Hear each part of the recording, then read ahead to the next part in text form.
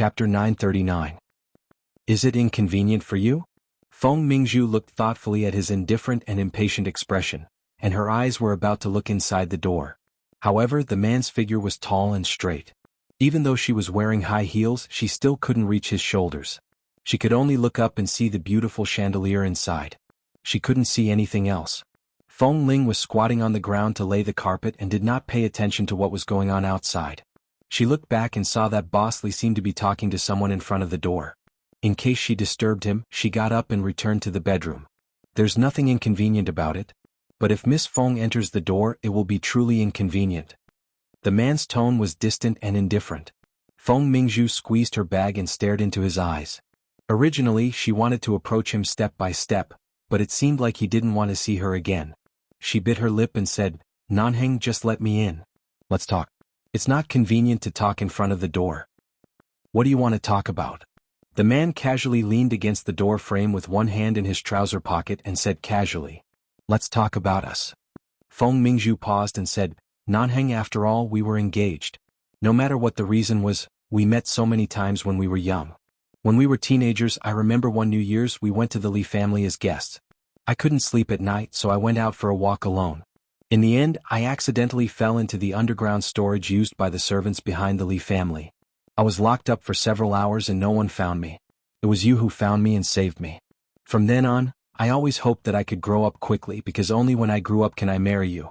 Nanheng, I really..." Feng Mingzhu had never been so excited before because she had waited for him for so many years. She had always thought that he liked her. When he rescued her, she was already frozen. His embrace was so warm, he was so tall, and the Feng family said that the Feng family and the Li family would be connected by marriage in the future. She had long placed all her heart on him. She didn't like any of the other men who tried to pursue her. She only had him in her heart. Li Nanheng put his hands in his trouser pockets and looked at her indifferently. "I need to correct one thing. The Feng family and the Li family have an engagement, but there is no engagement between you and me, and there is no such thing as refusing an engagement. Miss Feng and I are just family friends. There is nothing else. I am the only daughter of the Feng family. Do you have to be so serious?" Feng Mingzhu suddenly felt suffocated. "You are the only daughter?" Li Nanheng asked coldly. Feng Mingzhu held her breath. "Are you really going to marry my dead sister? Are you really going to marry a cenotaph? She was only 1 year old when the accident happened. Nanheng, what did I do that made you rather marry a child who died more than 10 years ago than give me a chance? I have never offended you, nor have I pestered you. I have never hidden my love for you. I know you don't like people who beat around the bush, so I am very straightforward. I like you. I have rejected so many people. Even if you are not willing to marry me, I am still waiting for you." The man leaning against the door tilted his head and lit a cigarette. He held it between his slender fingers and said casually, "If you are only here to talk about feelings with me, then you don't have to say anything." All of a sudden, Feng Mingzhu understood something from his expression. As if she had been splashed with a basin of cold water, all her pride and confidence were immediately extinguished. "You have someone you like?" She almost choked out. Li Nanheng didn't answer. He just glanced at the time on his wrist and said indifferently, "You don't need to know too much. Just remember 2 things. First, I have no responsibility to you. Whether you like me or not is your own business. I don't need to be responsible for it. Second, don't try to find me. It's meaningless to see me. Not I. Besides, the young lady of the Feng family is a goddess in the Chinese community of Los Angeles. You don't have to lower your status because of me. You said that you rejected many people's pursuits because of me. That's really an insult to me." Feng Mingzhu looked at him, her eyes a little red, and then she sneered softly. "Young Master Li, do you have to be so modest? If any of the people I rejected could be half as good as you, my love life wouldn't be so distressed. Someone once said that when people are ignorant about love, they should never meet the best person. Otherwise, their love will always go downhill in the future. You are the best person I have ever met. I didn't even consider others. I have been waiting for you, but in the end you didn't even give me a chance." Li Nanheng took a deep look at her because of her words. "Your wishful thinking and inexplicable waiting want me to suffer moral blackmail?" Feng Mingzhu held back her tears and lowered her eyes to say, "No, I just didn't expect that you really didn't have any feelings for me at all. I don't think I'm worse than anyone else. I'm really curious about what kind of woman can enter your eyes. Does she have to be as beautiful as a fairy?" Li Nanheng suddenly thought of a girl who had just bumped into him in his arms and the feeling of the girl's soft, fluffy hair in his palm. It wasn't that Feng Ling hadn't worn women's clothes before, but those 2 times she was either in a flashing private room or in a bar with heavy makeup. He didn't know if she was as beautiful as a fairy, but he knew that even if she had short hair and wore a black uniform, just standing there and calling out "boss," he would get hard. "Go back. Don't come here again." Li Nanheng said, didn't look at her again, went back to the door and mercilessly closed the door. Feng Mingzhu watched as the door was closed. She had waited for so long and finally had a chance to meet him, but it ended just like that. Feng Mingzhu reluctantly looked at the door number and the password lock outside the door. She and Li Nanheng were so unfamiliar that she couldn't even guess a 6-digit password. She knew his birthday, but he certainly wouldn't use it as a password, and she didn't know anything about him, such as numbers and hobbies. Just like the closed door in front of her, he never gave her a chance to step in. Chapter 940. Li Nanheng returned to the room and saw that the carpet had been laid flat by Feng Ling. He walked in. The bedroom door was not locked. Feng Ling had just picked up her phone and was about to lie on the bed when she heard his footsteps. "Your phone can still be used?" Li Nanheng glanced at the thing in her hand. Feng Ling nodded and waved the phone in front of him. "It can be used. Boss, you brought me to buy this phone last time. At that time it was said that it was waterproof. However, it might have been soaked in the water that day so it couldn't be turned on. Now the water in the phone has dried up. It's fine. If you can't use it, buy another one. It works. It's no different from before." In order to prove that the phone was still working, Feng Ling raised the phone screen for him to see. An American military movie was playing on the screen. It had just started. It could be seen that she was just about to watch it. "Other than this kind of movie, what else do you like to watch?" Li Nanheng suddenly felt that on the way to pursuing Feng Ling, perhaps he could use some vulgar tricks that couldn't be more vulgar. After all, she had never experienced it before. He could just treat it as compensation for the experiences she had missed when she was young. No matter how vulgar and childish it was, he could accompany her. For example, he could take her out to watch a movie. "I don't like it. Kay recommended it to me, so I came to have a look." As Feng Ling spoke, she held her phone and sat on the bed. She took off her shoes and placed her bare feet on the bed. When Li Nanheng saw her pair of white and tender little feet, his dark gaze shifted slightly and landed on her phone again. "He recommended this kind of movie to you?" "Kay said that it's not that men don't scheme against each other. He told me to watch more movies and learn the tricks in them." Li Nanheng. Feng Ling's phone was suddenly taken away by the man. She raised her eyes to look at him in confusion. "What do you mean by scheming? That boy really doesn't teach you in a good way. You've been with him for so many years, but you haven't been led astray by him. You're really lucky." With that, Li Nanheng threw her phone aside. "If you can't sleep, come with me." Feng Ling got off the bed and followed him out.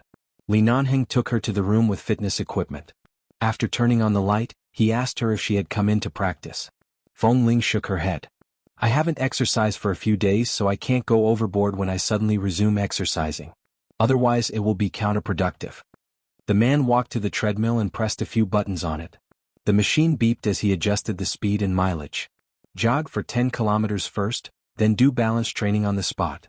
Neither of these movements would affect the injury on her head, and her brain wouldn't move too fast either. Although it was already night, Feng Ling couldn't fall asleep. Boss had arranged physical training for her in a different way. Although there wasn't as much equipment as in the base, it was still good. Feng Ling waited by the side without any objections. However, after the man pressed the treadmill for a while, he said expressionlessly, "I haven't used it for a long time. I don't even know the machine is broken." "Feng Ling, then can't we run tonight? Go out and do balance training first." "I'll see what's wrong," the man said while checking the treadmill.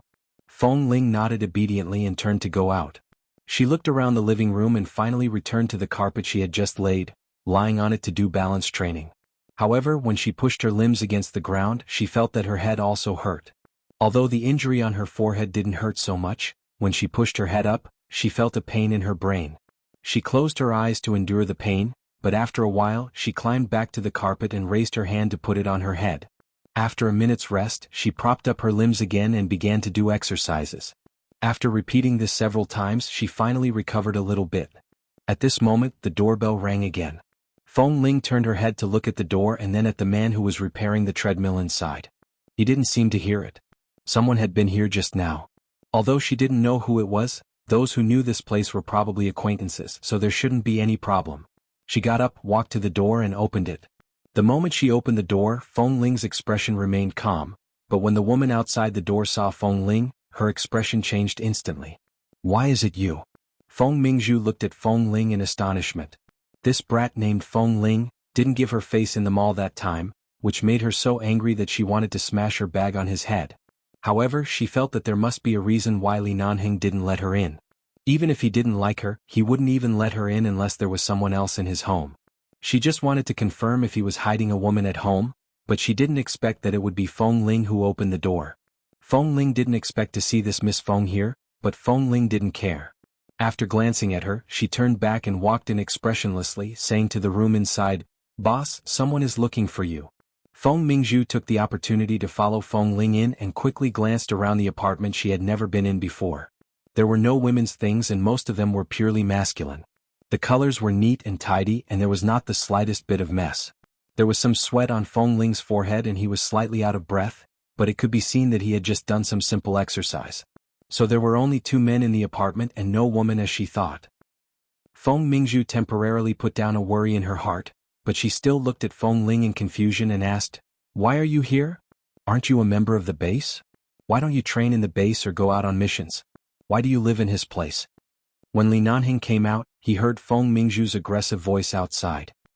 He walked out and said in a clear voice, "Can't you see that Feng Ling's head is injured? A member of the base recuperating here is an eyesore to you, Miss Feng." Feng Mingzhu turned to look at Li Nanheng and then at the room behind him.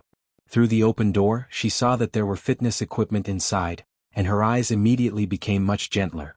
"Nanheng, I wanted to leave just now, but after thinking about it, I felt that it was rare for us to meet, so I—" "What do you mean? Was I too polite to make you mistakenly think that I was being patient with you? Or did you think that I wouldn't throw you out?" Chapter 941. Pa. As Li Nanheng spoke, the bag in Feng Mingzhu's hand fell to the ground with a thud. It was not difficult to see that her bag had fallen a bit strangely. How could she lose her grip on it? Feng Ling stood by the side and saw them but did not speak. She could tell from their conversation that Miss Feng had been here earlier and had returned to the door. A lipstick fell out of her bag. She kicked the lipstick to a place under the carpet where it could not be seen immediately.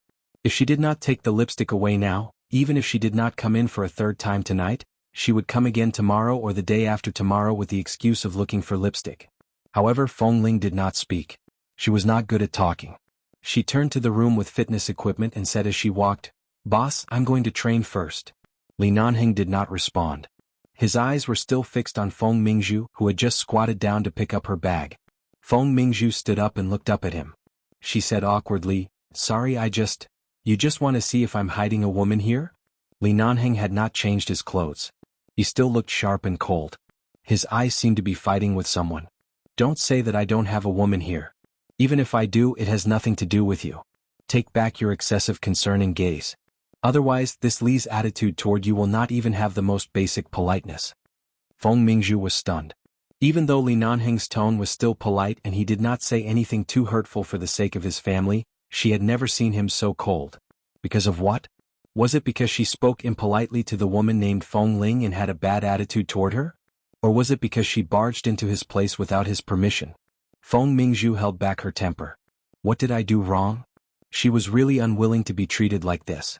She clenched her fists tightly and almost roared. She barely managed to maintain half of her rationality. At least her voice didn't sound that angry, but her heart was already filled with all kinds of bitterness. "I've already said what I should say," Li Nanheng said indifferently. "Get out. I just like you. I just like you. I didn't do anything. Why do you hate me so much?" Feng Mingzhu really could not stand it. "Nanheng, I like you so much but you treat me like this. You even let that ignorant brat stay here to recuperate, but you don't even give me time to go out for a cup of coffee with you? Every member of 11 base is injured because of the base. I am the person in charge of the base and I am responsible for everyone's safety. This is not something you are qualified to judge." "But as for you saying that he is immature?" Li Nanheng raised his eyebrows. When he spoke, he did not even look at Feng Mingzhu. Instead, he turned to look at the door of the room behind him and glanced at the short-haired girl who was trying to adjust the treadmill. He said mildly, "Has Feng Ling offended you?" Feng Mingzhu paused. She knew what she did at that time. Although it was a small thing, she was indeed in the wrong. If she said this in front of Nanheng, he would only hate her more. She was angry and furious, but there was nothing she could do about Feng Ling. If she knew this would happen, she should have found an opportunity to anger this brat. At least, she should have made him do something out of line. Only then could she successfully sue him in front of Nanheng. Moreover, this was not what he had expected at all. Who would have thought that she only came to find Nanheng, but Feng Ling was actually here like a ghost? Could it be that Feng Ling complained first? This brat didn't seem like a talkative person. Could it be that deep down he was also a calculative person? The more Feng Mingzhu thought about it, the more uncomfortable she felt. She bit her lips harder. Feng Ling could not understand this kind of intelligent treadmill. She walked out and said, "Boss, it's getting late. I'll get up early tomorrow to train. You and Miss Feng can chat slowly. I'll return to my room first." "Stop right there." Feng Mingzhu glared at her. "Did you accuse him first? What did you add to the story to Nanheng's story?" Feng Ling originally did not want to pay attention to her. When she suddenly heard this, she did not stop and walked straight in. "Feng Ling," Li Nanheng glanced at Feng Mingzhu's exasperated expression and asked mildly, "Did you have a grudge with Miss Feng?" "No." Feng Ling did not stop until she heard Boss Li's words. She said disapprovingly, "We only met once or twice. As for what Miss Feng said, I said to you, boss, you know very well in your heart. I don't think I even mentioned Miss Feng's name." Li Nanheng turned to look at Feng Mingzhu. "She really didn't mention you." Feng Mingzhu could tell from Li Nanheng and Feng Ling's conversation and expressions that Feng Ling really didn't mention it. Wasn't she shooting herself in the foot? She secretly bit her lip. "By the way, when Miss Feng went to buy misai last time, I don't remember what happened." Feng Ling, who was originally not involved in the situation, was forcibly dragged in like this. She simply did not avoid it and said directly, "I only remember that Miss Feng said that she was boss's fiancée and asked me to bring her into the base to find you. I refused her because of the base's rules. After that, Miss Feng didn't seem very happy. Maybe because of this, I offended her." Feng Ling did not mention that Feng Mingzhu wanted to buy misai first. She only mentioned such a thing related to the so-called fiancé, but it happened to hit the most vulnerable point in Feng Mingzhu's heart. Feng Mingzhu opened her mouth and wanted to explain, but Li Nanheng's cold and warning gaze had already turned to her. "Fiancé? Nanheng, I just said it." Li Nanheng smiled. However, when this man smiled, he was like a demon. He looked calm and elegant from beginning to end, but his smile could make one's goosebumps rise all over one's body. Feng Mingzhu still wanted to explain, but at this time Feng Ling had already entered the bedroom. She had no intention of paying attention to her at all. "In the future, don't come near my place again. Don't appear in my sight. Miss Feng, people should know how to respect themselves." Li Nanheng's eyes were deep. "Do you need me to send you out?" Feng Mingzhu was angry. However, before she could finish her words, she was frozen by the man's cold gaze. Feng Mingzhu bit her lip with reddened eyes and turned to leave. Suddenly, she heard the man say in an especially disgusted voice, "Take your things away." She paused and looked at him in confusion. She turned back, only to see that the man was coldly glancing at the lipstick she had thrown under the carpet. Chapter 942. Feng Mingzhu's back stiffened. After a long time, she bent down to pick up the lipstick. She couldn't stay any longer and quickly left. Li Nanheng didn't have time to talk to this woman anymore. He turned to look at the bedroom door that Feng Ling had closed. Feng Ling was about to go to bed. She wanted to watch the movie that Kay recommended to her, but before she lay down, the bedroom door was suddenly pushed open with a bang. She turned her eyes and saw that it was Li Nanheng. "Boss? Do you mind the words my fiancé?" The man stared at her face. Feng Ling's expression faltered. "Why do you ask? What do you think?" Li Nanheng saw that she had already sat on the bed and didn't walk over. He leaned against the door and looked straight at her. "I asked you to talk about the conflict between you and her. You skipped all the content and directly talked about the matter that she said she was my fiancé.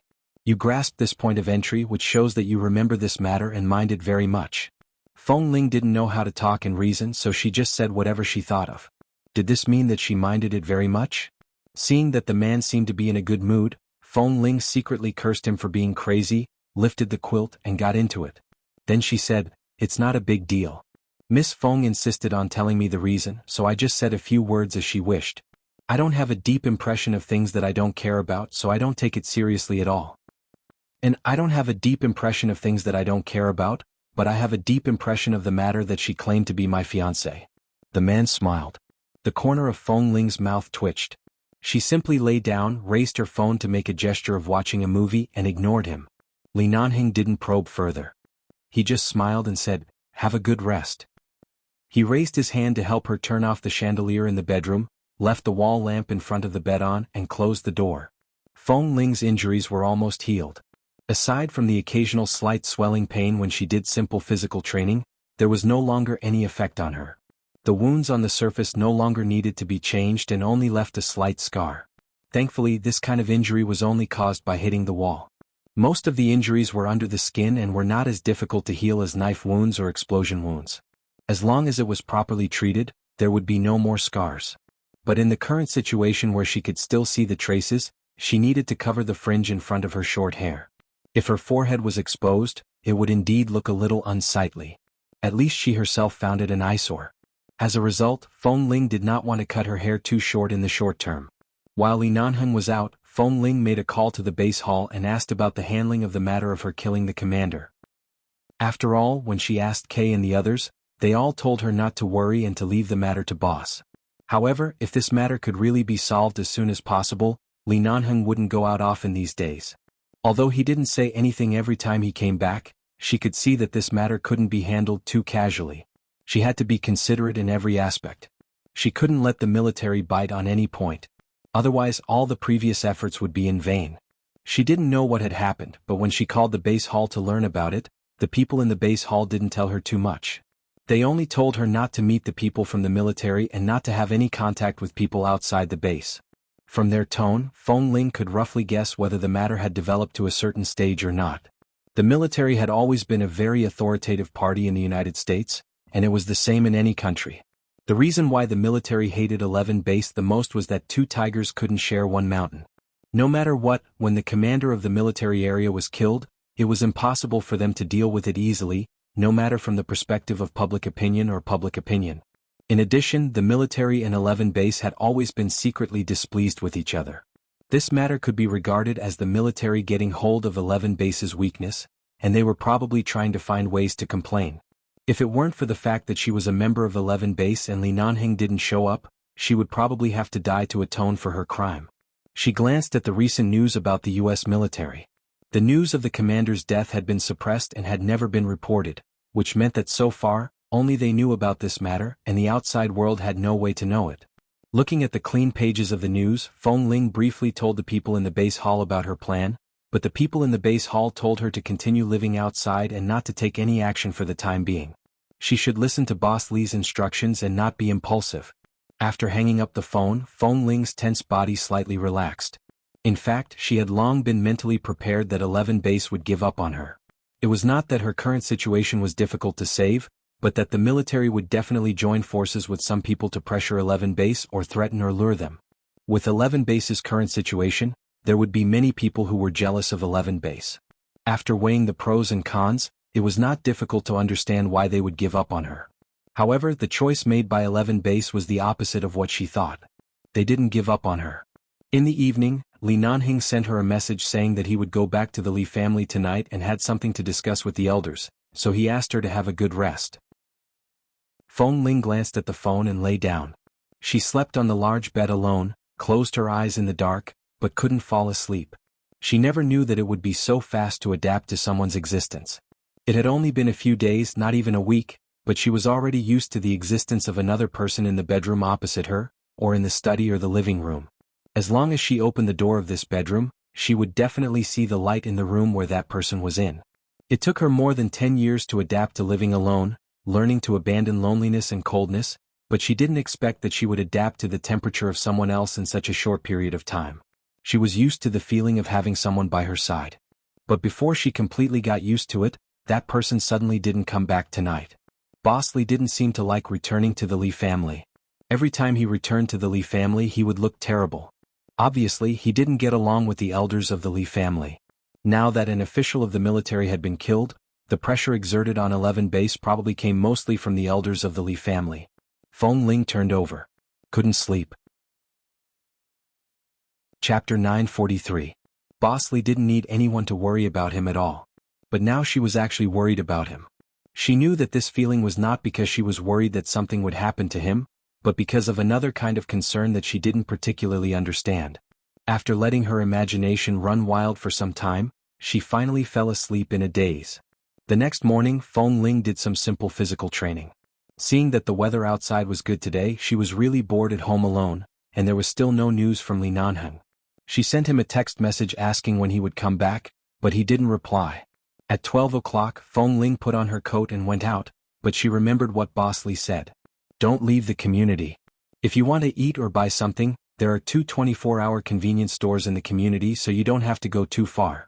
She first went to the floor downstairs, which was the apartment that Li Nanheng said belonged to her. She opened the door and took a look. As expected, the decoration style was very simple. Because no one had lived in it, even though the decorations on the walls were very beautiful and clean, she felt that she could hear the echo of her breath when she stood inside. This place only lacked furniture and appliances. And this apartment was just below his apartment. Standing in front of the floor-to-ceiling windows, she could see the same street view as above. Even though Feng Ling didn't ask these days, she knew that this apartment was a very expensive place in Los Angeles. It was definitely a place where every inch of land was worth its weight in gold. However, the little money she earned probably couldn't even afford the down payment. After walking around here, she felt that it was not as interesting as upstairs.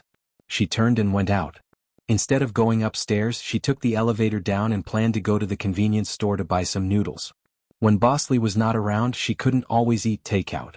Although she wasn't very good at cooking, after all, she had never had the opportunity to cook since she was a child, she still knew how to boil noodles. Anyway, after it was cooked, she could buy some ready-made seasonings and mix it. Feng Ling walked out of the apartment. As soon as she stepped out of the door, she saw 2 people coming in. Seeing the 2 people coming toward her, Feng Ling's expression instantly changed from calm to indifference. Although there was no change on the surface, her eyes were much colder. The 2 people approaching the apartment were Feng Mingzhu and Qin Shuk. The moment she saw Feng Ling, Qin Shuk's eyes lit up. "Ah, little brother, you're really here." Feng Ling glanced at them.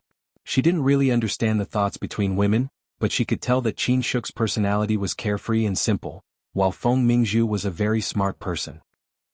She clearly knew that Feng Mingzhu was not someone who could suppress things, but she called Qin Shuk over. What was her motive? Besides, hadn't Boss Li already told her very clearly? Therefore, Feng Mingzhu clearly didn't come here for Li Nanheng. He brought Qin Shuk here. Could it be that he was here for her? "My cousin said she saw you around here a few days ago." I didn't believe her. "I didn't expect you to really be here." "Ah, what's wrong with your head? Are you injured?" Qin Shuk came over with an excited expression and reached out to touch the wound on her head with concern. However, before her hand could touch within 10 centimeters of her, the calm and cold boy in front of her had already taken a step back. Qin Shuk's hand froze in midair and she looked at her blankly. Although she knew that Feng Ling's personality was cold, her expression didn't seem to be just cold. Instead, it seemed to be a little wary and distant. "If Miss Feng didn't find out why I live here, you wouldn't have come here again. Didn't Miss Qin ask your cousin these reasons?" Feng Ling said lightly. Qin Shuk's expression immediately changed. "Little brother." "All right, Shuk, I don't mind telling you that the little brother you've been thinking about has recently caused a big disaster. Do you believe it? He killed the commander of the military and then I don't know what he did, but he coaxed the entire 11 base to protect him even at the cost of going against the military. He refused to hand him over. Now even Nanheng has brought him to his residence and let him recuperate here. He's clearly a troublemaker and has caused so much trouble, but now he's living here with a clear conscience. He only has the ability to cause trouble but doesn't have the courage to take responsibility. He really doesn't have any manliness at all." As Feng Mingzhu spoke, she looked at Feng Ling with a sneer. She stared at the calm expression in Feng Ling's eyes, stepped on her high heels and looked down at her. "The Feng family has always been in contact with the military.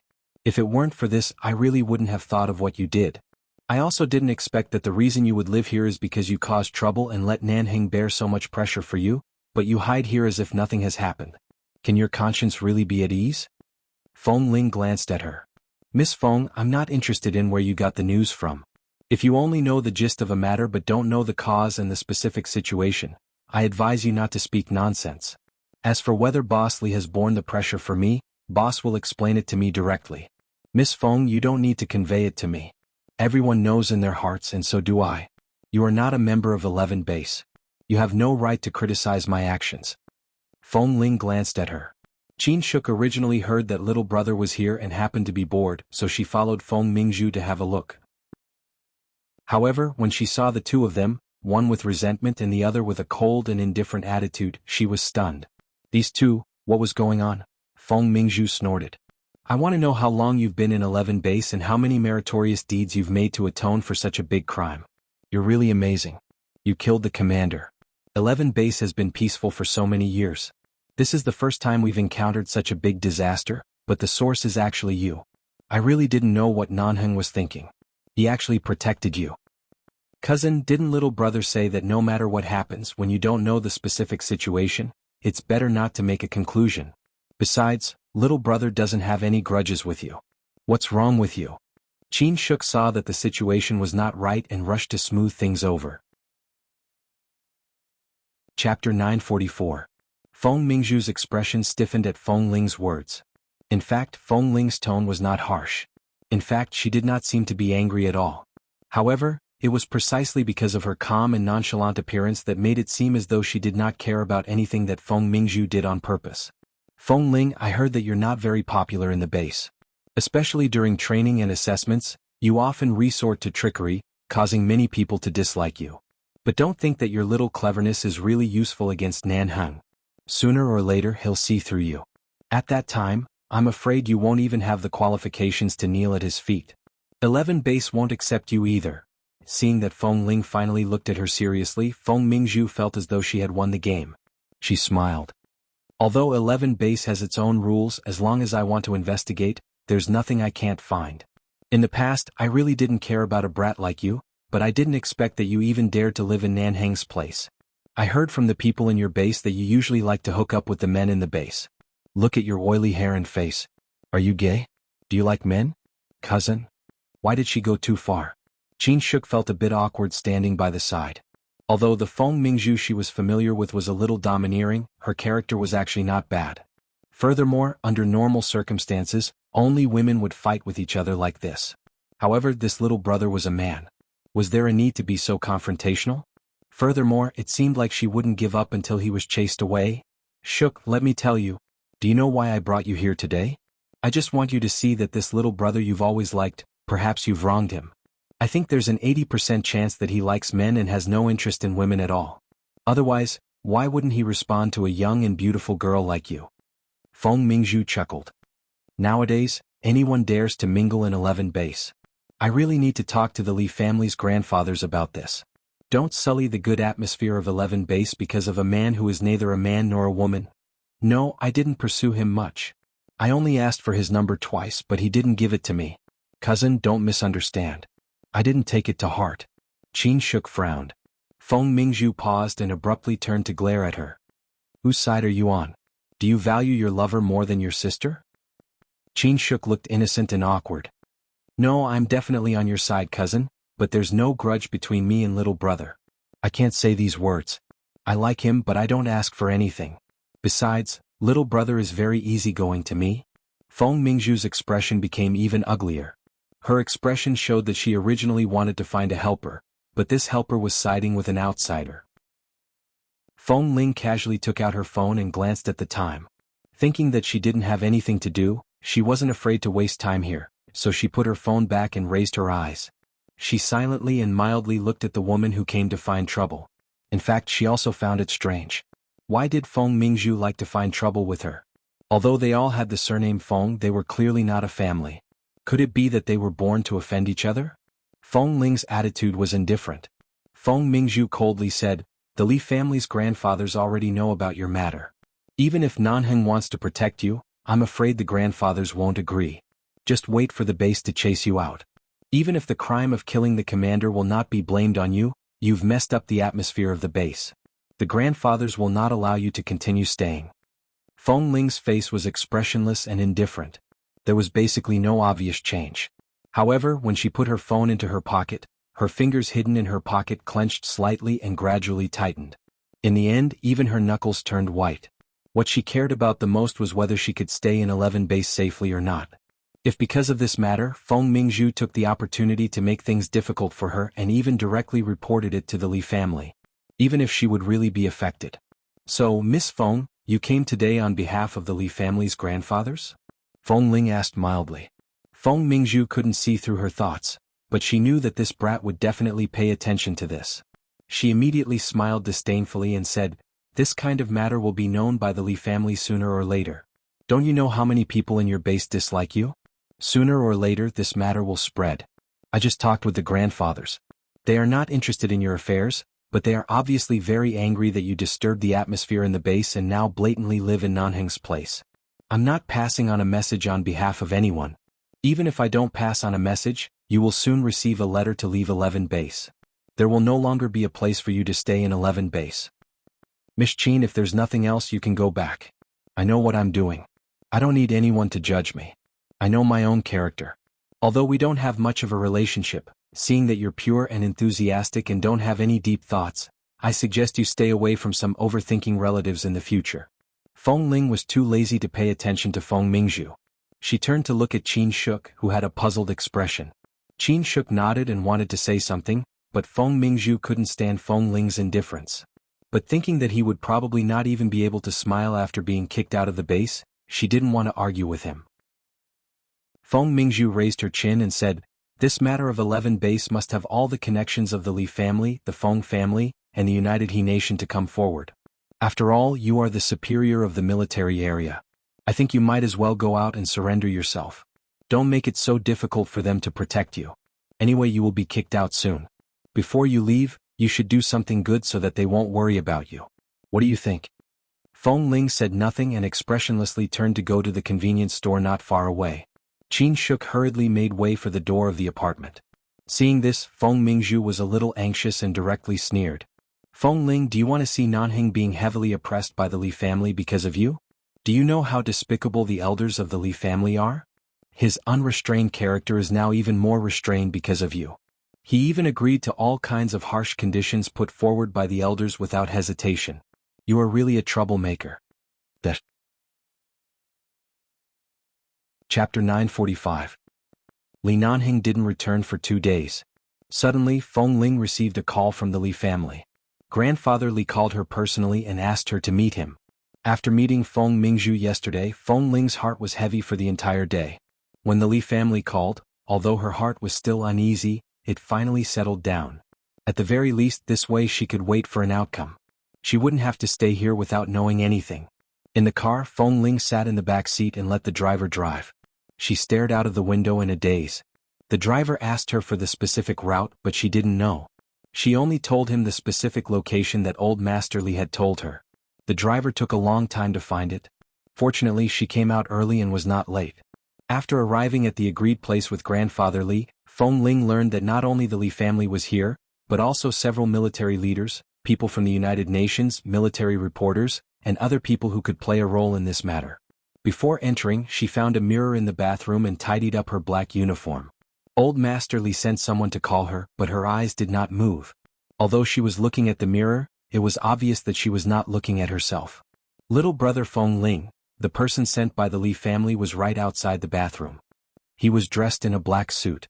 It could be seen that he often worked for the elders. He spoke politely and his tone was crisp. "There are a lot of people here.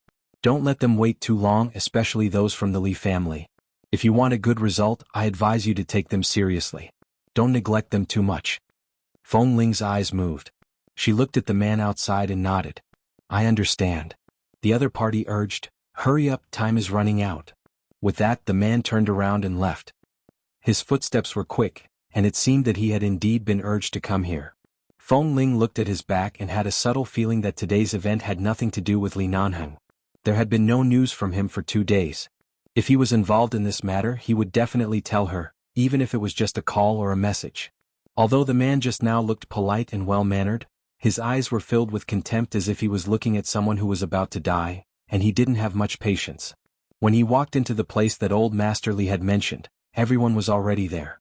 This was the first time she had seen Grandfather Li and other leaders of the military and the United Nations. Feng Ling felt that she had seen a really big scene because of this incident, so she stood among them calmly. There were 4 elders in the Li family. The eldest was Li Junyan, the second was Li Jinghua, the eldest was Li Wenshang, and the fourth was Li Jianrong. They were all over 70 years old. The eldest, Li Junyan, was Li Nanheng's biological grandfather. He was over 80 years old. The other 4 did not have any grandchildren. It was said that Li Nanheng grew up with these 4 famous elders. He did not enjoy the treatment of being a distant relative like other people's grandchildren. Instead, he was thrown into 11 base by these elders at a very young age. Although Li Nanheng was the only grandson of the Li family and was known as Young Master Li, he had never enjoyed the good life of a young master. In front of him were 4 old men holding 4 crutches like rulers. Li Junyan looked at this young man who was neither servile nor overbearing, even though he knew what would happen when he was called here alone. It seemed that he was different from the effeminate and gloomy personality that Feng Mingzhu had described him to be. The other elders also narrowed their eyes, sizing up the young man named Feng Ling. The elders continued their usual style and spoke in a cold and commanding tone. They asked some irrelevant questions such as when Feng Ling entered the base, how was her sniper training, and finally when they talked about her skills and speed, Li Junyan cut to the chase. Feng Ling, although we haven't had the chance to go to the base to see you in person, we've heard some of your deeds in the past few years. You've performed very well in all the examinations among the newcomers. I didn't expect you to be so skinny, but you can actually pick up a sniper rifle effortlessly. It can be seen that you're a talent born for the base, but no matter how outstanding you are and how loyal you are to the base, you still affected the peace between the entire 11 base in the United States by killing the military commander. This is not a small matter. You've been hiding for so many days. Haven't you thought about how to give the military an explanation? Even at this moment, Feng Ling was still in a daze and had not completely entered the state of mind. She knew very well that since Feng Mingzhu dared to contact Grandfather Li and say those words, it meant that Li Nanheng was really tied down by something. Perhaps the reason was her. Even if the fat commander was in the wrong, killing the military commander was not a simple reason that could be used as an excuse. Even if the military couldn't do anything to 11 base because of the Li family and Li Nanheng's attitude, in order to save some face, they had to find a reason to appease their anger. At least they had to find a way out. And the most appropriate way out was for her to apologize with her death. This way both sides would return to peace. If she continued to hide, this matter would only cause more and more trouble for Li Nanheng. Although he didn't say it, she wouldn't allow herself to implicate him. Even if she implicated others, she wouldn't do this. On this matter, she had always thought that her side was in the right, but she had neglected how large the power of 11 base in the military was. It was not easy to make them smaller. After all, Boss Li was really good to her. She couldn't keep harming him because of her. Feng Ling clenched her fists by her sides. She raised her head and was about to speak when she abruptly saw that on the other side of the marble stairs, next to several expensive potted plants, stood a cold and tall man. Li Nanheng had one hand in the trouser pocket of his trousers, and his tall and straight body leaned slightly against the white European-style railing beside the marble stairs. His handsome face was hidden in the darkness, looking gloomy. He was looking at her as if he had been looking at her since she walked in here, and his dark eyes carried a carefree and fearless aura. Seeing that Li Nanheng was here, Feng Ling swallowed the words that were on the tip of her tongue to say that she would take all the blame. The current scene was different from what she expected. She thought that Boss Li was locked up by the elders or something, but looking at his expression, it seemed that the current situation was only passive on the surface. In fact, it was under his control. Chapter 946. Grandfather Li saw the direction Feng Ling was looking at and quietly turned to look. When he caught a glimpse of Li Nanheng, he did not say anything but glanced at her again. I've given you a few minutes. Haven't you thought about how to continue? Or are you going to keep silent like this? You don't even dare to admit what you've done? Li Nanheng's eyes were immersed, and he had no intention of making eye contact with her. Feng Ling suddenly recalled Feng Mingzhu's words. Therefore, he didn't go back or contact her for the past few days. Perhaps it was because the Li family's grandfather suspected something. He didn't want her to be more suspected and hurt, so he temporarily avoided her and didn't contact her. Even if it was just a phone call or a text message, as long as the old master wanted to investigate, he would still be able to find out. Thinking about it this way, everything made sense.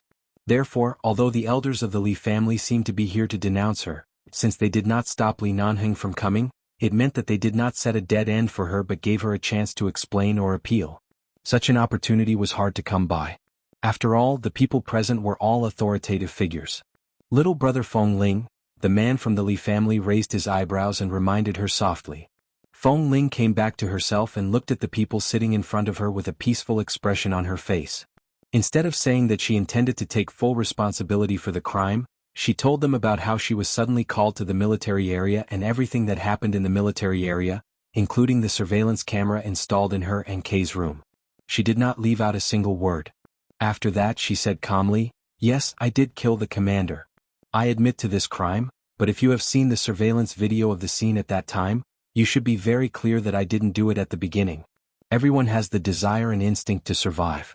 My life and Kay's were in his hands. In that kind of situation he was cursing and insulting me and Kay's life was also threatened. I'm sorry, I really didn't consider the overall situation at that time, and I didn't consider the deep friendship between the base and the military." "Oh, so your attitude is that you don't admit that you're wrong?" Feng Ling coldly curved her lips. "I admit to the crime of murder, but as for the so-called right or wrong..." She paused for a moment and casually glanced at the man standing quietly in the distance. She said clearly, "I didn't do anything wrong. Why should I admit my mistake?" "You're really arrogant." The others were expressionless, but the faces of the military leaders were instantly filled with anger. Feng Ling didn't hesitate and continued, "I have been in 11 base for several years, and I have been taught by the drill masters and teachers in the base. They taught me how to be a person and how to deal with things. If I killed someone and broke the law, I should admit it, but if I did not do anything wrong, even if someone broke my knee, I should not kneel down and admit it." Feeling Nanheng's gaze, she paused and gave a faint smile. "In addition, I was not hiding in the past few days, but because the commander kept smashing my head against the wall, I was in a coma for several days and just woke up in the past 2 days. You should have seen the situation in the video at that time. If I really died in the hands of the commander, I'm afraid that my death would be quite miserable. My skull would be cracked and it would not be too much for me to be in a coma for 10 days or even half a month. Is the commander a mortal person? Am I not flesh and blood?" Grandfather Li looked at her and his voice sounded cold and harsh. "What makes you think that 11 base will not convict you for this matter?" Feng Ling lowered her eyes. Her voice was not loud and right now it was much warmer and quieter than usual. "Because the teachers in 11 base once said that no matter whether we are the newcomers, the veterans, the elite members, the drill masters or the person in charge, we all work for the higher-ups and everyone is equal. And there is an old saying in China that even if the prince breaks the law, the common people will be punished the same way. Even if I killed the military commander because of excessive self-defense, the equality between people is enough to prove that he only has himself to blame.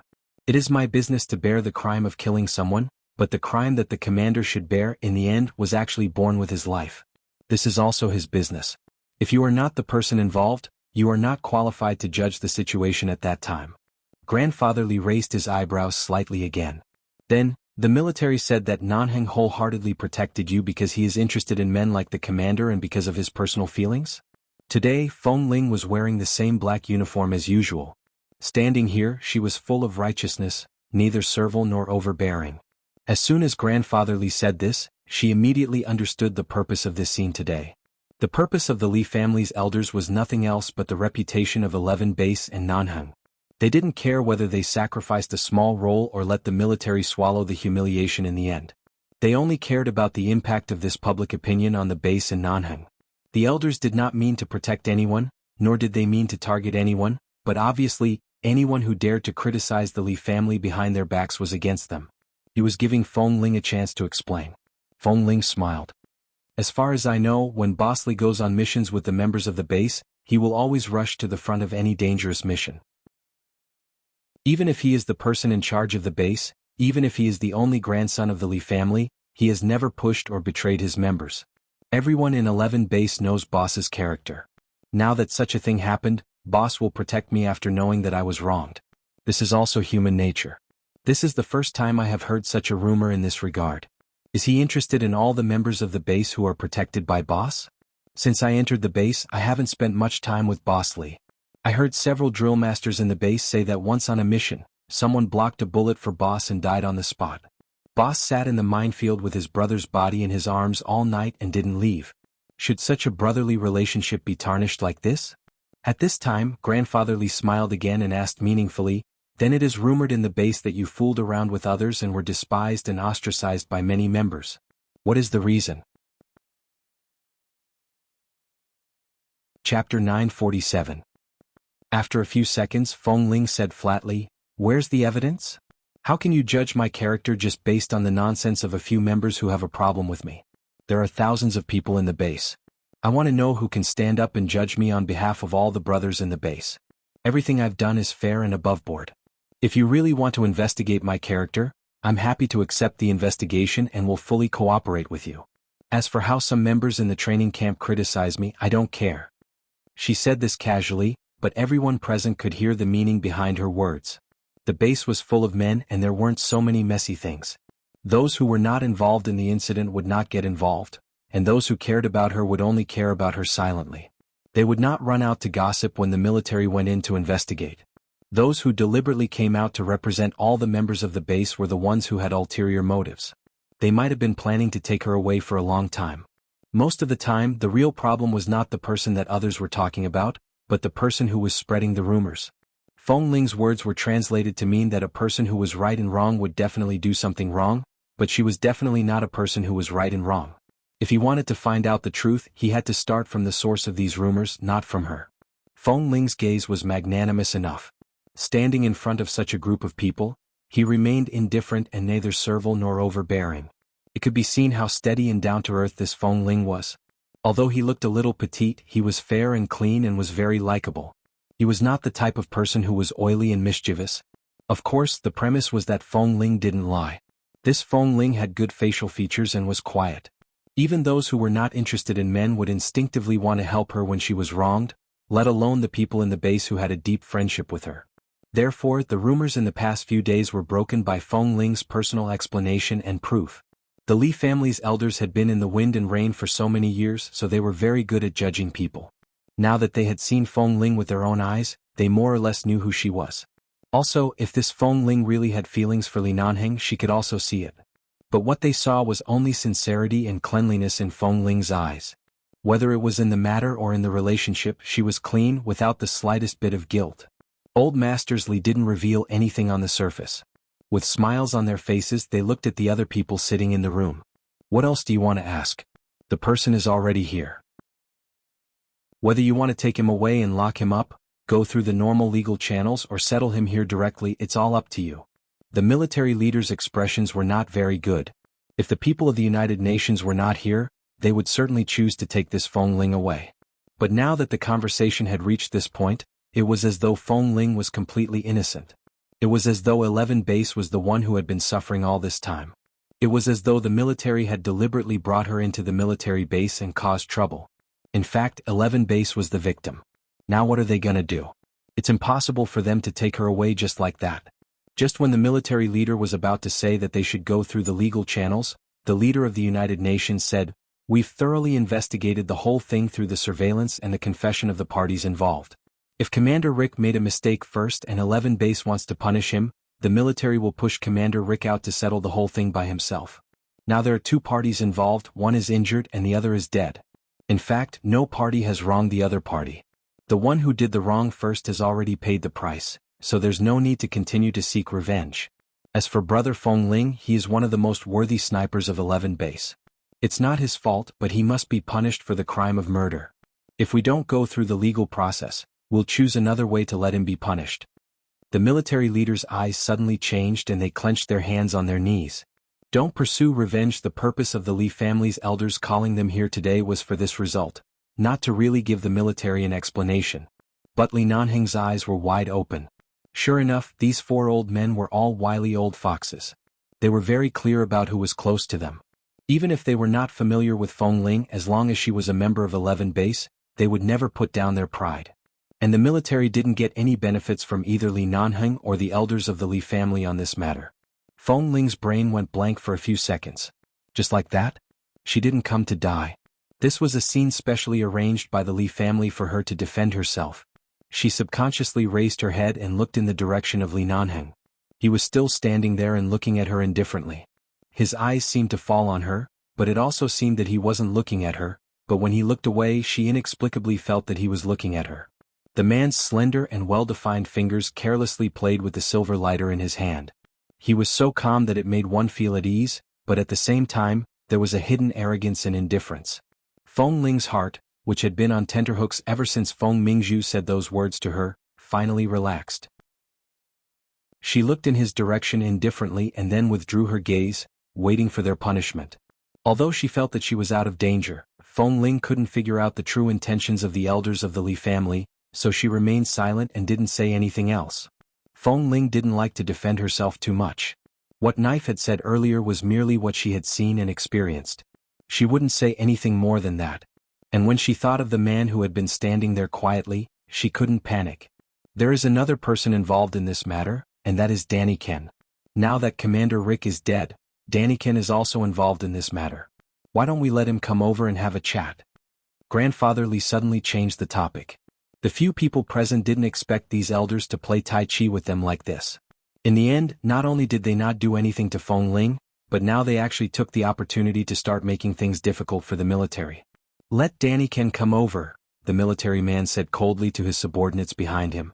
Then Feng Ling found that from the moment they started talking about Danny Ken, she seemed to have nothing to do with it. Then what should she do now? She turned to look at Li Nanheng, but the man just put one hand in his trouser pocket and chuckled lowly. He turned to leave. Feng Ling was dumbfounded. Then should she leave as well? Should she leave by herself or with him? Should she follow him or not? Chapter 948. Seeing that Grandfather Li's attention was all on the people from the military, it seemed that her arrival today was just a formality. After understanding the situation in front of her, Feng Ling turned to follow him. Li Nanheng walked in front, and Feng Ling quickly followed him. She didn't slow down until she was behind him, but she still kept a distance of 1 meter. When they walked out of the main door, Li Nanheng suddenly stopped, and Feng Ling also quickly stopped, lest she bumped into his back like before. The man took out a cigarette and lit one. He held the cigarette between his fingers and glanced back at her coldly.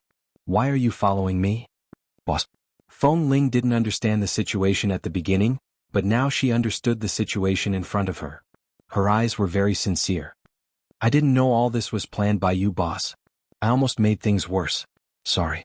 Li Nanheng looked at the main door of the hotel behind him, turned around indifferently and continued to walk, and Feng Ling hurriedly followed him. When they reached the tall black Hummer, the man narrowed his eyes, took a deep breath, and then exhaled a mouthful of white smoke. Then he threw the unfinished cigarette on the ground and stepped on it to extinguish it. "I think you are also very capable. As soon as you come in, you plan to take all the blame yourself. Do you think I hid you at home for so many days just to let you stand up and take the blame today? What do you think 11 Base is? What do you think the Li family is? What do you think I am?" "No, boss, I just thought." "You thought I was controlled by those elders? You wanted to save me in such a stupid way?" Feng Ling knew she was in the wrong. Just now, she was really impulsive because of what Feng Mingzhu said. She almost thought that he had to bear the blame because of her, so she just wanted to bear all the blame herself and didn't want to implicate him. Fortunately, she didn't say anything wrong. Feng Ling was silent for a moment and then said softly, "Sorry." Seeing her look as if she knew she was wrong, Li Nanheng didn't say anything more, nor did he want her to go back with him. He just turned his head to look at the door not far away, and after a moment he said, "In the past 2 days when I was not at home, did you see anyone?" "No." "No? Why are you suddenly so negative? Did you forget what I said?" Feng Ling met his gaze, pursed her lips and did not speak. She didn't want to talk about Feng Mingzhu, but although she was calm at the time and didn't seem to change, she was still affected by Feng Mingzhu's words. Therefore it turned out that Li Nanheng was right. As long as it wasn't him who said it, she didn't want to believe it. For example, today she was almost brainwashed by Feng Mingzhu and almost made a big mistake. "I didn't expect the elders of the Li family to help me. At first, I thought they wanted me to come out and settle this matter." "You really don't know anything about the outside world since you were young. You don't even know what's going on with the Li family." Li Nanheng looked at her coldly. "It's not that easy to step on the Li family. Even if the elders aren't familiar with you, 11 Base is their blood, sweat and tears when they were young. They won't mistreat their own people because of the military region's mistakes. And I only realized it later. At first, I didn't really understand." Feng Ling's eyes were a bit innocent. "Boss, did I say something wrong just now?" Seeing her begging for mercy, Li Nanheng didn't speak anymore. He reached out to her and said in a low voice, "All right, let's go eat." She did come here without eating. She was already prepared to be pushed into the abyss here today. Right now she was indeed very hungry. But looking at the man in front of her, she had an indescribable feeling. Before she could raise her hand, the man's hand grabbed her wrist, opened the car door and threw her into the car. Then he got into the car and drove away. In the car, Feng Ling said while fastening the seatbelt, So, I don't have to hide anymore? The man drove and looked ahead. He said lightly, I didn't hide for the past few days. First, I let you recuperate. Second, I didn't want to be discovered by the people of the military region. Feng Ling looked at the scenery outside the car. Indeed. If she had returned to the base a few days ago and maintained the same relationship with the brothers in the base, the military would definitely talk about her. But these days she hadn't come out. No one knew whether she had woken up or not, or what had happened to her. In this way, when 11 Base put her matter on the table, it would be easier to control it. Otherwise, it would be easy for others to talk about it. If I wasn't 100% sure, I wouldn't have allowed the elders to call you out. Next time, don't let your imagination run wild. If your boss can't even handle such a small matter, 11 Base can have a new owner. The man took the coat from behind and threw it to her with one hand. He controlled the steering wheel with the other, quickly turned the car around and drove in another direction. Although he didn't say much, looking at the coat that was suddenly thrown to her, Feng Ling understood what he meant. When she came out, she was in a hurry and had been thinking about something. The weather outside was already very cold. She had braved the cold wind and hailed a taxi to rush over. She was only wearing a t-shirt inside and a black combat uniform outside. It was indeed very cold. Feng Ling put on the coat and was about to say thank you, but when the word came to her mouth she didn't say it out. She felt that Boss Lee was a little angry at this moment. Just now, when she ran over to sacrifice herself, she had angered him. It was better for her to speak less now. In front of a Chinese restaurant on the commercial street, the black Hummer stopped, and Li Nanheng got out of the car. Feng Ling saw that he planned to take her to eat Chinese food. She did say that she liked Chinese food, so she got out of the car without any objection. When she got out of the car, a cold wind blew, blowing up the short hair on Feng Ling's forehead that was used to cover the wound, and the red wound on her forehead was dazzling against her fair skin. Li Nanheng looked back to see this scene, but because she was wearing his coat, Feng Ling wrapped herself in the coat, trotted to catch up with him, stood behind him and looked up at him. Boss, don't you want to eat? Every time she wore his clothes, it was like a child wearing an adult's clothes. Why was it that every time he wanted to be angry with her for a while, he would inexplicably calm down when she looked so cute and silly even though she clearly didn't look stupid? Adorably silly? Feng Ling could easily give Fat Tai a shoulder throw in the base. How on earth did this word come together with her? Chapter 949. After entering the restaurant, Li Nanheng asked Feng Ling to order by herself and told her to order for 3 people. 3 people? Would there be others coming?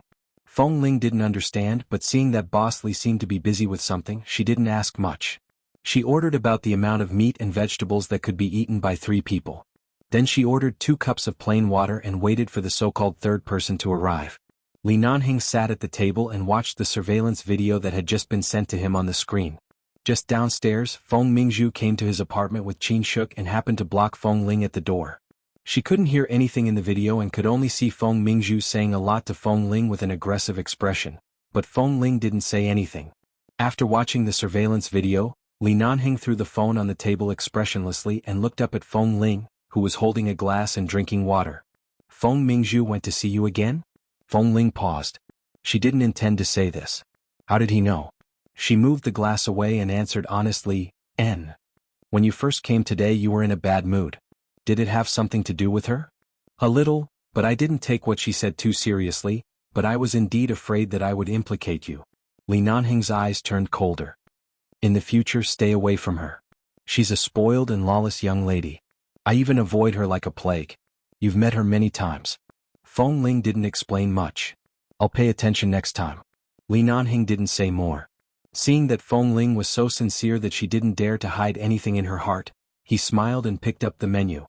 What did you order? Feng Ling pointed to the dishes on the menu. Just as the two of them were talking, the door of the restaurant opened again, and a tall and handsome man walked in. Because the weather had turned cold recently, and it was snowing lightly, the man wore a white shirt inside and a long iron gray windbreaker outside. He looked clean and noble and he walked straight in their direction. Why do we have to meet at such a place? Qin Siding's gaze paused on Feng Ling for a second and then he glanced at Li Nanheng who had just closed the menu and put it aside. Sit. Li Nanheng gestured to another chair with his chin. Qin Siding pulled out a chair and sat down. Seeing Feng Ling sitting quietly by the side, he smiled at her. Hello, I'm Qin Siding. Feng Ling nodded at him. She forgot where she heard the name Qin Siding. Anyway, she must have heard of him. He seemed to be a very young doctor with high attainments in the medical field. He had a good relationship with Boss Lee. She didn't know much about him. Your expression is so strange, as if we've met for the first time. Qin's sighting didn't let the atmosphere turn awkward. In fact, I've seen you before today. When you were unconscious, I treated your wound. Nanheng and I are friends. We're all on the same side. Don't be too restrained. Feng Ling didn't know how to communicate with others. She nodded and said, "Thank you, Dr. Qin." She didn't expect that such a little girl dressed as a boy would be so gentle and quiet. She thought she was a tomboy, but it seemed that she was wrong. Qin's sighting didn't say more and just glanced at Li Nanheng. It's all settled? It's not a big problem. Grandpa Li has come forward. Do you think there can be any problem? Li Nanheng handed the menu to him. What do you want to drink? No, I'm flying back to High City tonight. I have to leave in a while. Qin's sighting glanced at the time and then at Feng Ling. Have you been to the hospital recently? I didn't bring those portable medical equipment when I went to treat you. I'm not sure if your concussion is serious. Not yet. I'll check it tomorrow. Okay, have you had a bad headache recently? Fortunately, it's much better. As long as it's not a particularly big exercise, I basically don't feel any pain when my head is shaken. That's not a big problem. Judging from the force of the impact, a concussion is inevitable, but it should be only a slight one. You'll be fine after a period of rest. Feng Ling nodded again and didn't speak again. Why did you go back in such a hurry? Li Nanheng asked. Mo Jingshan went back to High City today. I went back on the same day as him, so I booked the same flight. Why did he go back to High City? Mo Xiaoza is willing to let him go. Isn't SHE Group still waiting for him to take over? Li Nanheng frowned. Speaking of which, I haven't contacted him for some time. He didn't say much, but as far as I know, he seems to have found the girl who saved him by the Los Angeles River. She is in High City. It happens that the relationship between him and Mo Xiaoza has reached a freezing point recently. If he wants to leave, who can stop him? Li Nanheng sneered. Isn't the girl who saved him Su Jilan? Qin's sighting leaned against the back of the chair leisurely, stretching his long legs forward casually, and said indifferently, even you and I know that the Su family's daughter is not the real owner. How could Mo Jingshan not know that? Mo Xiaoza's plan is useless in front of his son. I'm afraid that the person who can scheme against Mo Jingshan is not born yet. Speaking of which, he was injured in the explosion of the plane cabin on the Los Angeles River. 11 Base is also responsible for it. I'm indebted to the girl who saved him. If I really find her, ask her to tell me if I need anything from her. Now I don't know who she is. You know his temper. He always knows what he is doing and is too lazy to tell others. I don't even know what he plans to do when he returns to High City. He doesn't want the inheritance of SHE Group. Who knows what he will do when he returns to the Mo family in High City? Li Nanheng sneered and lit a cigarette. What's the point of inheriting the family business? It's all a group of ambitious managers. Based on Mo Jingshan's usual style, if he wants to set up a company, he will definitely be the next dark horse to appear in High City's business world. As long as he is given enough time, I'm afraid that in the future, no he company can compare to the company he sets up. One is a boring business struggle, and the other is a sudden financial challenge. Which one of them can stump him? I'm tired of staying in the United States. It's not bad to go back to High City when I have time. Qin's sighting smiled. After all, the Li family has some connections with High City. Although they later took root in Los Angeles, it's not bad to go back occasionally. Especially you, don't you have anyone you like? If you go back to China and meet a girl, just bring her back and marry her. Chapter 950. She didn't know who Qin's sighting was talking to. Feng Ling, who was about to pick up the glass, paused slightly, but it was a very slight movement that was not easily noticed, and then she continued to drink water. Li Nanheng gave him a sideways glance. Qin's sighting smiled silently and gave him a look to urge him to work harder. Li Nanheng sneered. I'm afraid Mo Jingshan and I can't compare to you. Few people can experience the experience of being dumped by a woman after sleeping with you. Sure, Niange clearly loves you to death, but in the end she left so decisively and heartlessly. People who don't know you might think your performance in bed is so bad that you scared her away. Qin's sighting looked as if he was not stabbed by his cold knife and smiled lightly. Indeed, I can't compare to her. After all, the person in charge of 11 Base, Boss Lee, is still a virgin. Before Li Nanheng reacted, Feng Ling almost spat out her saliva. She barely held back the saliva that was about to come to her mouth, turned her head away, and raised her hand to cover her mouth. Li Nanheng and Qin Siding looked back at her at the same time. Seeing Feng Ling's expression, Li Nanheng's face instantly darkened. However, Qin Siding glanced at him with a something's up expression, still smiling without saying a word. After that, they just ate something simple. Qin Siding didn't eat much. After putting down the chopsticks, he looked at the time and was about to go back to get his things. He had to catch a plane back to High City in the evening, so he left first. Only the two of them were left at the table again. Since Li Nanheng glared at her, Feng Ling had been lowering her head to eat silently, not saying a word. Li Nanheng looked at the girl who had been lowering her head to eat and put down the chopsticks with a pa sound. "Why were you so excited just now?" "Feng Ling," she silently raised her head, her eyes innocent. "What are you excited about?" "I didn't." Seeing that she didn't dare to offend him at all for the time being, Li Nanheng estimated that he wouldn't be able to get any more information from her, so he coldly pursed his thin lips and looked at her. She finally finished eating under Boss Li's cold stare. When they walked back to the parking lot, Feng Ling followed behind the man. She fell 2 steps behind him. Looking at the tall and straight back of the man in front of her, she remembered what Grandfather Li had said today. Although Grandfather Li was on 11 Base's side, he also warned her to keep a distance from Li Nanheng when there were rumors. Otherwise, Li Nanheng would really be stained with the blood of Grandfather Li. She walked behind him and called him, "Boss. Can I go back to the base directly?" She didn't mean anything else. She just wanted to explain the current situation. It seemed like there was no need for her to go back to his place. Previously, she was recuperating from her injuries and avoiding the eyes of those people in the military. But now that things had been resolved, she shouldn't go back to his place with him. Li Nanheng paused, turned around, looked down at her, narrowed his eyes and said in a deep voice, which was completely different from when he was talking to Dr. Qin at the table. "There are wolves and beasts in my place. Why are you so anxious to leave?" Feng Ling lowered her head and did not speak. "Feng Ling," he said lightly, "you know very well why I'm doing my best to protect you. I've already expressed it to you. It's up to you whether you accept it or not, but now things have developed to this point. It doesn't matter whether you live in my place for a day or a month. The only thing you can't cross is the line in your heart. Besides, even if you live in my place, what did I do to you or what did I say to make you want to hide back to the base? I don't like to do useless work or waste unnecessary enthusiasm. If you insist on keeping a distance from me, it's fine. You can deal with the affairs of the military yourself. In the future, you don't have to ask me for anything. Just pretend that these days didn't happen. You can do whatever you want to do alone." Feng Ling paused. "Boss?" The man pinched her chin and bent down beside her face. His warm breath landed on her cheek. "I treat you as my woman, which is why I care about you. If you're nothing, why should I go through so much effort to snatch you back?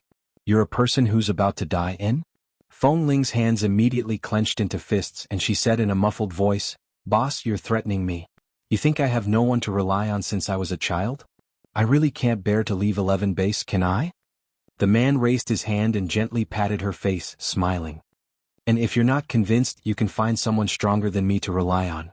With that, the man's tall and straight body directly turned around, his long legs striding forward as if he was going to return to the car alone. Feng Ling stood where she was and watched his footsteps. For some reason, a certain line of defense in her heart suddenly collapsed, causing all the calmness and reason she wanted to maintain to dissipate in an instant.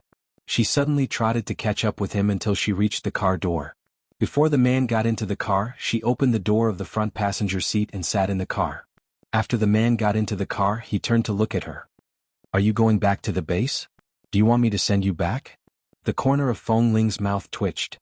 "I'll go back to the condo with you." Li Nanheng casually placed one hand on the steering wheel and looked at her with a sneer. "Do you know what it means to go back to the condo with me at this time?" Feng Ling didn't understand. "It means that boss has protected me now. From now on, whatever boss says, I dare not go west.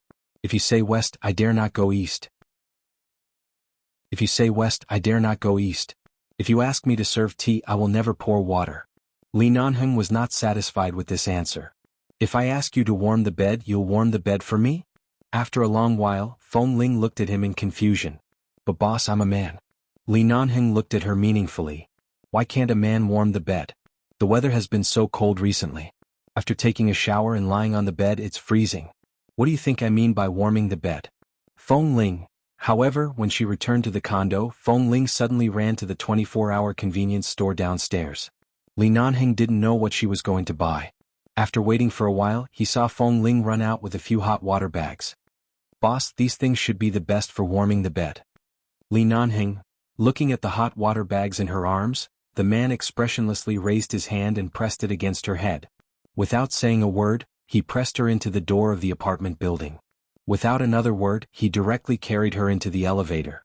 Feng Ling staggered with the hot water bags in her arms. After entering the elevator, she wanted to get up, but the man directly held her in his arms.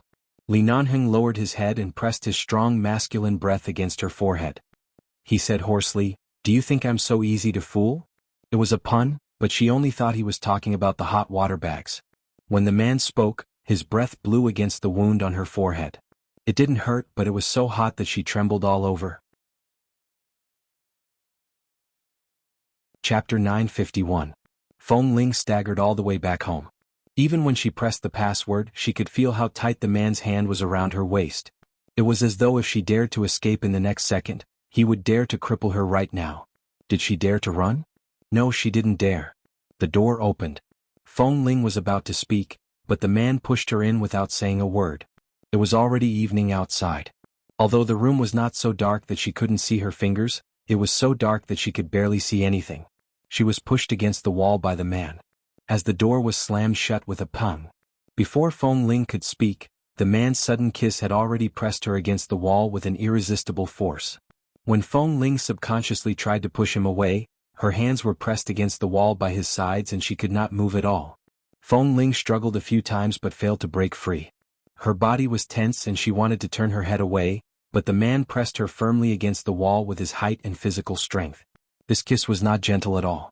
It almost tore at her, and the pain reminded her of the man's unhappy mood outside. Was he still angry? He was angry at her for wanting to go forward and die bravely just now? Li.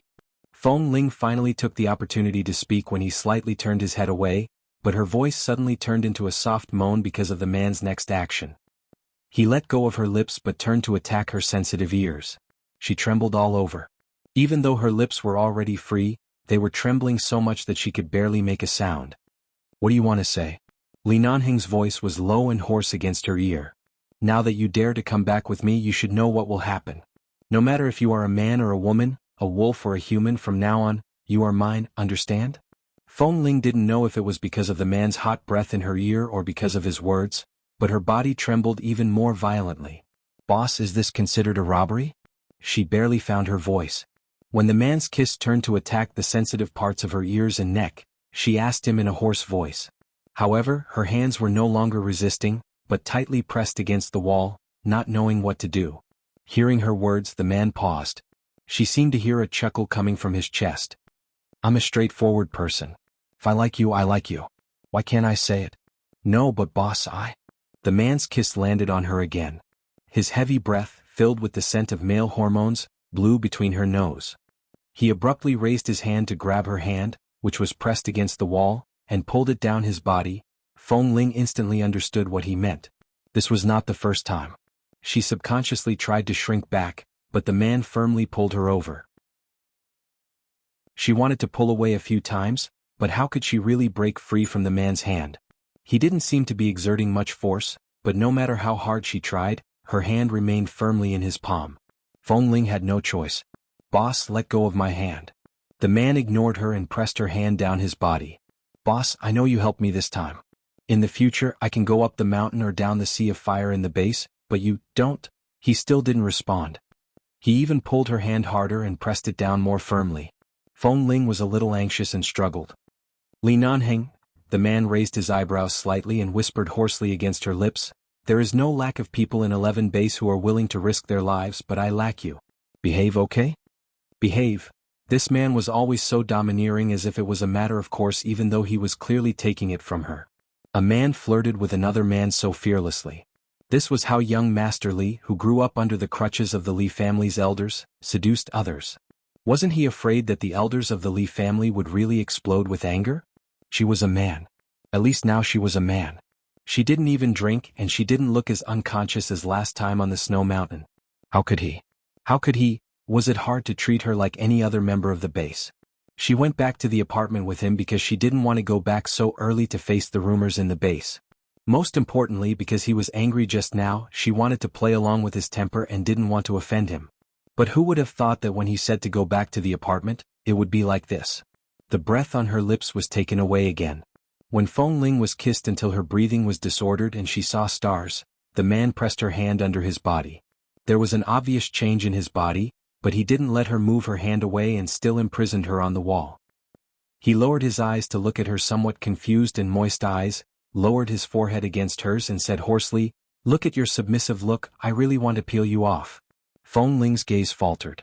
Then she heard the man ask in a low voice by her ear, "Feng Ling, let me ask you, if another man pressed you here and treated you like this, would you still be as reluctant as you are now, or would you want to kill him like you did to the commander?" Feng Ling had never thought about this question, nor had she ever compared it. But at this moment, because of the man's words, her heart skipped a beat. She already wanted to kill a fat commander because of his verbal insult. If other men dared to treat her like this, she didn't know how many times they would have died in front of her. So, Li Nanheng was indeed special? Seeing that the girl was even more confused, an imperceptible smile flashed across Li Nanheng's lips. He lowered his head slightly and said lightly, "You dare to say such words? Do you know what a mountain of knives and a sea of fire is? Now there is a sea of fire for you to go up. Do you dare?" Feng Ling came back to herself and looked a little confused. "What sea of fire?" The man pointed at her and said meaningfully, "Don't you want to thank me for my sincerity? What do you think you should do now?" Feng Ling, what sincerity? He raised his eyebrows and didn't speak, but his eyes were self-explanatory. Feng Ling looked at him and then lowered her head to look at the place where her hand was placed. She immediately blushed. "Li Nanheng, you're too much." He looked at her with a faint smile in his deep and boundless eyes, as if waiting for her to take the initiative. Chapter 952. Feng Ling pursed her lips. Being stared at by the man, she began to feel uncomfortable. The point was that being pressed against the wall by the man like this, she couldn't help but wonder if her chest cloth was wrapped tightly. Would he suspect that her chest was different? Although the difference was not obvious, he would definitely notice it after a long time. Feng Ling had always been at a disadvantage in front of this man, and she didn't know why he always took advantage of her. Anyway, it wasn't the first time, and she had already been touched by him. Although he didn't remember after weighing the pros and cons, it didn't seem to be good for her to resist now. Li Nanheng looked at her thoughtful expression unruffled. Feng Ling couldn't hold it in anymore. Being pressed against the wall like this, she couldn't take any advantage in the end, so she might as well take the initiative. Anyway, it had already been like this. Thus, in the next moment, her hand, which was pressed there by him, suddenly moved. The man frowned and watched her suddenly take the initiative. I don't know how to." Feng Ling looked up at him. When she said this, her face was so hot that it could almost cook an egg. The man's eyes were instantly filled with darkness, as though a vortex could suck her in. He smiled in a good mood. "I'll teach you." When she came out of the bathroom, Feng Ling quickly tidied up her clothes and pulled them up, trying to hide the kiss marks on her neck. Her hands were also extremely sore. She found that doing this kind of thing was more tiring than doing physical training on the training ground for several hours. More importantly, it really broke through a certain line of defense in her heart. She had pretended to be a man for so long, but she never knew that there was such a big difference between a man's body and a woman's body. Especially some changes when doing that kind of thing, she almost couldn't hold it with one hand. How on earth did she bear that night on the snow mountain? No wonder it hurt so much that she didn't want to get out of bed for several days. When she was helping him in the bathroom, he didn't take off her clothes. Instead, he held her in his arms and kissed her ear. She even felt that when he was holding her, his body became more and more tense, and his arms tightened, almost crushing her. Later, Li Nanheng groaned and bit her ear, and his hoarse breathing made her cheeks hot. In the end, the man almost couldn't help kissing her, kept lowering his head, and almost couldn't help pulling her buttons, but in the end he forced himself not to do so and just left traces on her neck. Then Feng Ling didn't know how she walked out. But her hands were sore, her face was hot, and her palms were burning. At this moment, the sound of water came from the bathroom behind her. Feng Ling quickly returned to the bedroom and locked the door. While Li Nanheng was not coming over for the time being, she quickly took a shower, wrapped the cloth around her, put on her clothes and lay on the bed. However, when she closed her eyes, The scene of the man holding her tightly in his arms and his body tensed up kept appearing. Feng Ling suddenly pulled the quilt and covered her face with it. After a while she turned over on the bed, grabbed the pillow and pressed it against her head. Just this once. Next time she definitely wouldn't do such a thing. The next day Feng Ling almost couldn't sleep at night.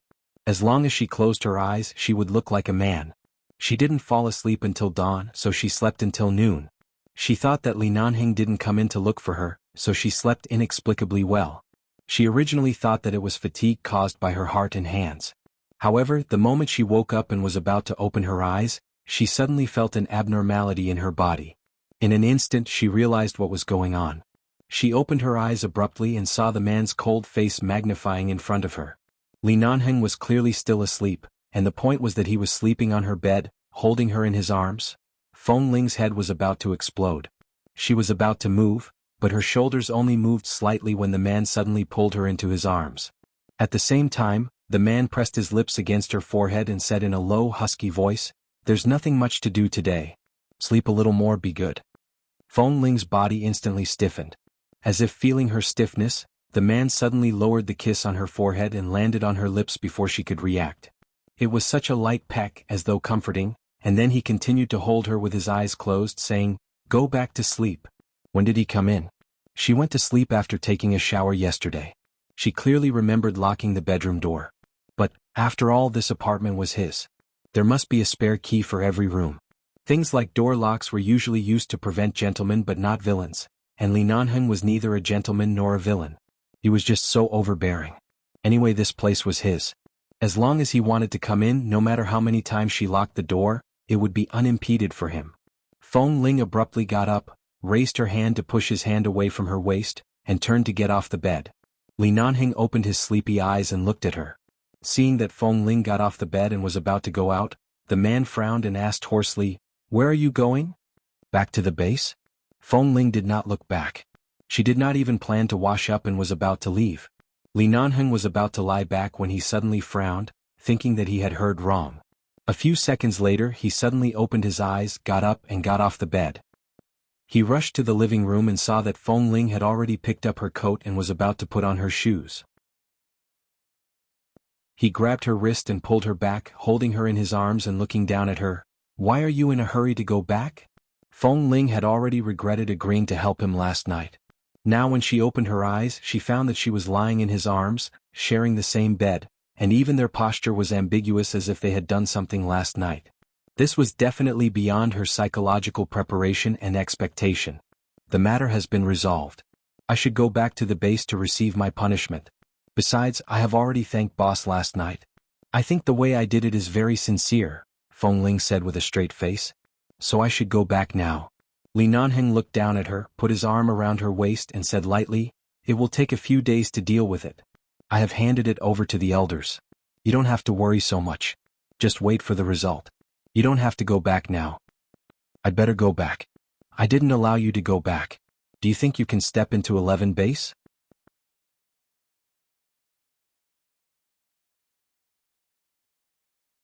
Chapter 953. Hearing his words, Feng Ling paused, looked up at him or even glared at him. She must have been suppressing her temper because of what happened last night. Originally he wanted to use force, but seeing her expression he knew he couldn't keep suppressing her, so he simply said in a low voice, "For so many years, there is no normal place except 11 base where you have lived. Now that you finally have some peaceful and normal days, can't you enjoy them for a few more days?" "I'm used to it." She lowered her eyes and struggled in his arms. "Let go of me." "No, come back with me. We haven't eaten yet." The man took her to the sofa, pressed her down on the sofa, picked up his cell phone to check the time, and said, "What do you want to eat?" "I don't think the food in the base's canteen is as good as the food you make or the takeout I eat these days." Feng Ling had no desire to live now and just wanted to leave as soon as possible. She not only helped him this and that but also slept with him so openly. What was this? The man lowered his eyes to look at her, bent down to look at her with displeasure, raised his hand to pinch her chin, bent down to her face, and his warm breath sprinkled on her skin. "Then go out to eat." Feng Ling raised her eyes. "Li Nanheng, I've thanked you and done what you asked me to do. What else do you want?" What a stubborn little girl. With such a straightforward temper, it was really fortunate that he was patient enough with her. Otherwise, who knew how angry he would be one day? He would really throw her on the bed and eat her alive. Although she helped him with her hand last night, it didn't mean that he was satisfied. She went back to her room to sleep and he took a cold shower in the bathroom for a long time. He didn't sleep much all night. In the early morning he came to her room and held her in his arms, and then he fell asleep. However, after the little girl woke up, she turned her back on him. Yesterday, when he held her in his arms and kissed her in the bathroom, she didn't dare to move. Nothing. It's nothing. I helped you solve this problem. Do you think the reward last night is enough? The man didn't explain more but followed her angry words. Go out to eat with me first. It's already noon. Come with me to buy some things in the afternoon. It depends on your performance in the next 2 days. If you perform well, you can go back to the base. Feng Ling instantly stared at him as though she was looking at a lunatic. Why should I accompany you to eat and shop with you? The man frowned. Why do you think so? What? The man suddenly smiled evilly. He raised her hand to his lips and seemed to be about to kiss it. Feng Ling was about to withdraw her hand, but the man suddenly pressed her hand against his chest and kissed her lips accurately. The man pressed Feng Ling against the back of the sofa and kissed her harshly several times. When she raised her hands and feet to push and kick him, the man curved his lips into a smile and held her hand to kiss it. It's probably because it's rare for me to go out for a stroll and I lack a little attendant by my side. You're just right. Feng Ling, she pushed the man away. At this time, the man did let go of her and was easily pushed away. Li Nanheng took a few steps back and looked at Feng Ling, who was angry but couldn't shout at him because of various things. She looked like a kitten holding its sharp claws but hesitating whether to scratch him or not. His heart itched. He wanted to kiss her again, but Feng Ling had already got up and walked quickly back to the bedroom. What are you going to do? The man asked with a smile. Feng Ling didn't look back and answered grumpily, wash my face and brush my teeth. Clean up and go be an attendant. The smile on Li Nanheng's lips instantly widened. He walked over and stood in front of the bedroom door, watching Feng Ling, who had entered the bathroom and was about to brush her teeth. Feng Ling had a hidden temper in her bones, but she was very tolerant, such as now. But if other men dared to treat her like this, they would probably get the same result as the fat commander. After all, her heart was still with him, but the girl obviously didn't understand these feelings. It didn't matter that she didn't understand. He could teach her slowly. It didn't matter that she hadn't lived a normal life since she was a child. He could slowly accompany her to experience it. His little girl, no matter whether she had short hair or long hair, no matter whether she was pretending to be a man or a woman, since she had compromised under her chest cloth, he had to admit defeat. He had never been patient in his life, but at this moment he used all his patience on her. Feng Ling was taken to eat by Li Nanheng, and it was Western food. He asked her to order, but she didn't know what was delicious, so she didn't order anything and just let him order. However, Li Nanheng ordered the food that the two girls were eating at the next table and added various blueberry-flavored desserts. Feng Ling ate until she was full. When she left the Western restaurant, although she didn't want to talk to him, she still asked, "Boss, why did you bring me to eat Western food? From today onwards, before we return to the base, we will change the cuisine of different countries for every meal and let you taste every taste." Feng Ling. Did he think she was a pig? After the meal, they passed by the largest amusement park in Los Angeles. Li Nanheng asked her if she wanted to go in. Feng Ling glanced inside and shook her head. She was not interested in these things, but the man still took her in and walked around. Although she didn't want to play any games in the end, the man still bought a Disney hairpin and forced it on her head. This is what women wear. Feng Ling felt helpless about the pair of Mickeys on her head. Li Nanheng pointed to a young couple not far away. Look at them. Don't men wear it too? Feng Ling looked at the boy, who was only about 17 or 18 years old, and his girlfriend. The two of them were smiling sweetly and sharing the same Mickey-shaped ice cream. She quickly looked away and no longer said anything about this matter, in case Li Nanheng continued to follow suit. After leaving the amusement park, she drove to the business street. In the mall, Li Nanheng asked her to accompany him to buy things, but she didn't know what was wrong with this man. Whenever they passed by a good-looking women's clothing store, he would stop outside for a moment and then turn back to ask her, "Which one do you like?" Feng Ling looked at the various beautiful women's clothing styles and glanced at him strangely. "Boss, are you going to buy clothes for your girlfriend?" "You shouldn't ask me. I don't have any aesthetic standards for women."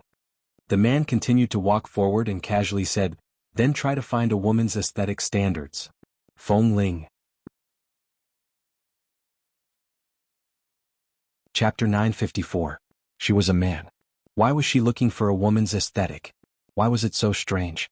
Feng Ling followed Li Nanheng thoughtfully, watching his back in front of her. Did he know she was a woman? But it shouldn't be.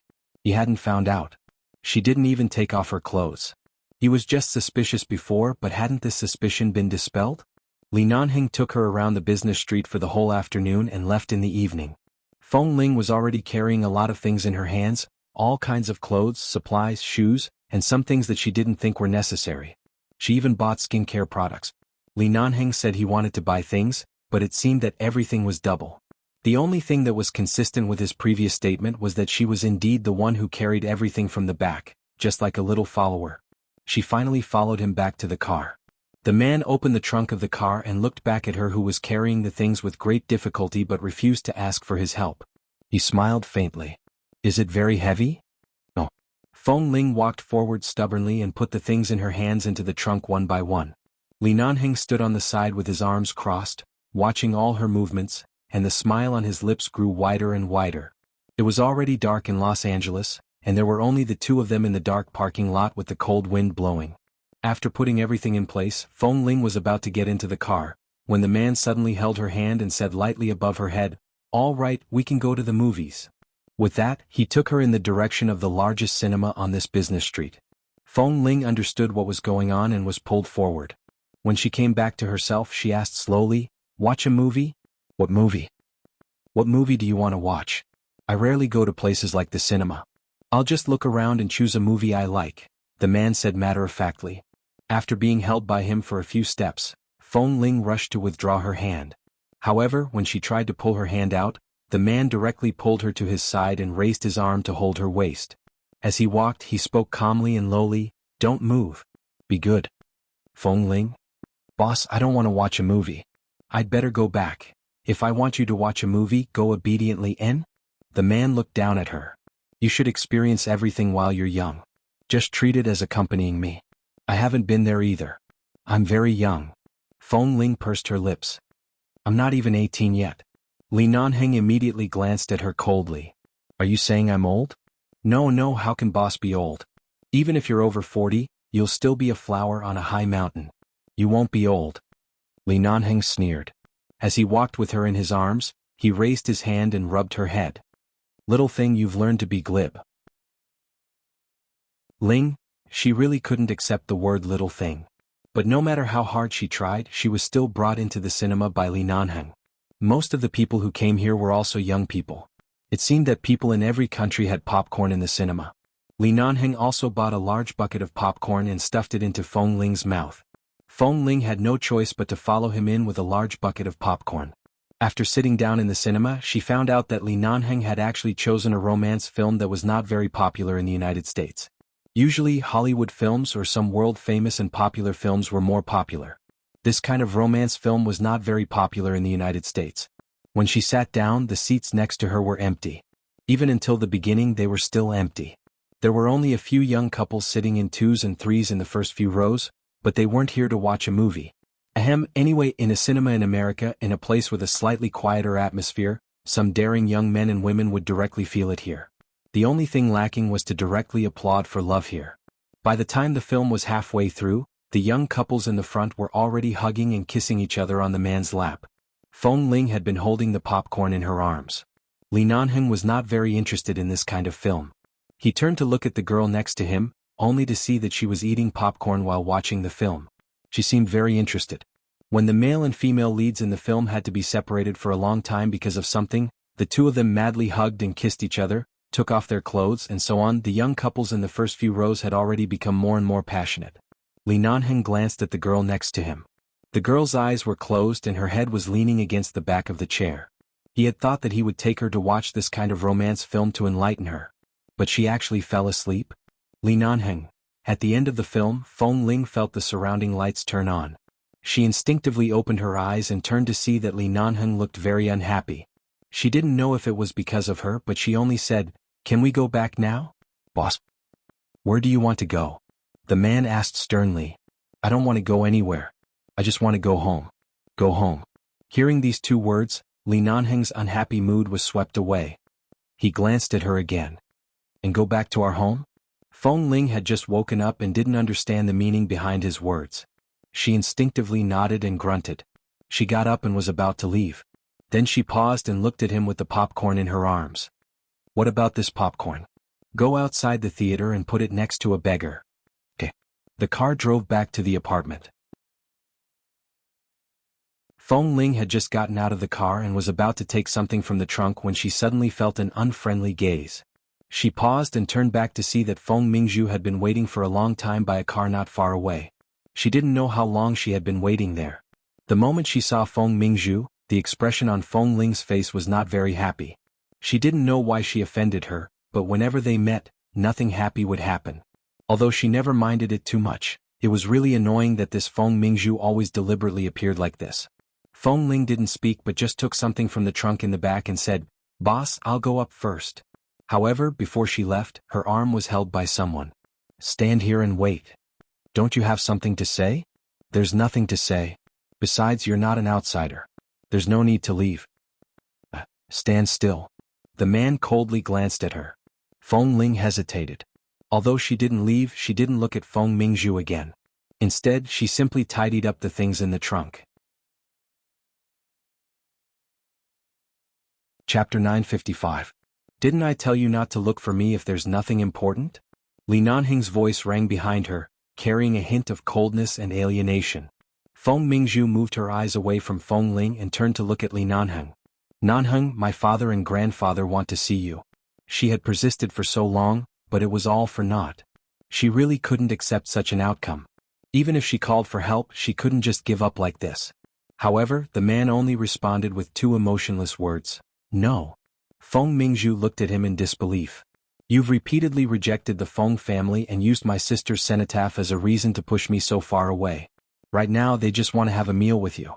After all, the death of the military commander is such a big matter, and the Feng family has been involved recently.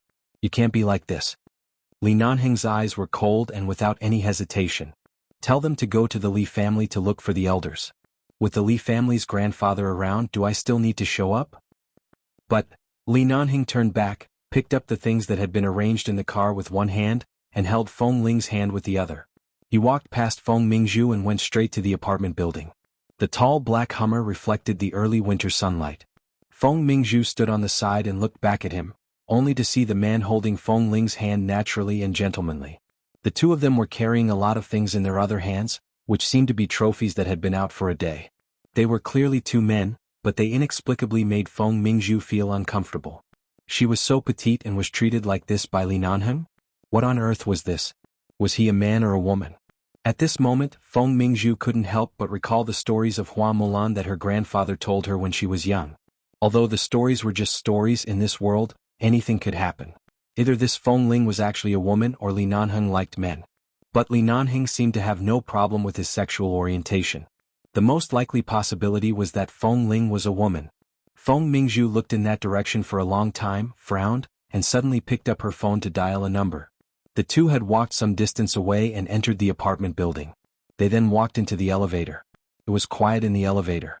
Feng Ling looked at the things in her hands and then at the changing numbers on the elevator. She seemed to be lost in thought. The man's deep voice broke the almost stiff silence. "Are you unhappy?" Feng Ling came back to herself, retracted her gaze and said in a low voice, "No." He stated mildly, "You don't like Feng Mingzhu." She looked at him in amusement. "Should I like her?" "Whether you like her or not has nothing to do with me, but there are always reasons to hate someone." Li Nanheng was a man who didn't take things too seriously. He didn't care much about Feng Mingzhu's matters and didn't like women complaining endlessly by his ears. However, he didn't like how Feng Ling kept quiet and didn't explain anything. She never complained. He would rather she told him her thoughts occasionally. Why couldn't she learn to be as long-winded and talkative as other women? Feng Ling didn't explain but continued to watch the changing numbers on the elevator in silence. She did want to ask about Feng Mingzhu. For example, if she and Li Nanheng weren't engaged, why did Feng Mingzhu say that she was his fiancée? After all, she was the eldest daughter of the Feng family. If there was no reason, she definitely wouldn't make up such a rumor. But even if she wanted to ask, she didn't know how. When the elevator stopped on the 10th floor, the two walked out. Li Nanheng went to open the door and Feng Ling walked behind him. She thought for a moment and asked the simplest question, "Boss, have you known Miss Feng for a long time? And I saw her when I was a child.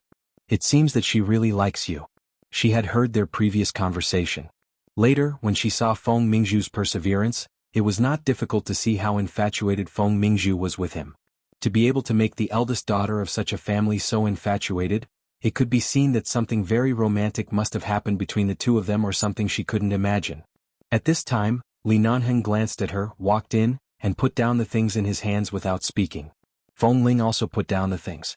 Suddenly she didn't want to talk anymore and was about to walk in. Seeing her silent back, Li Nanheng said lightly in a low voice, "The Li family and the Feng family are aristocratic families. Although we have known each other since we were young, the number of times I have seen Feng Mingzhu can be counted with 5 fingers. The time we have spent together since we were young is less than a few hours, not even as long as the time I spent holding you to sleep last night." Feng Ling's footsteps paused.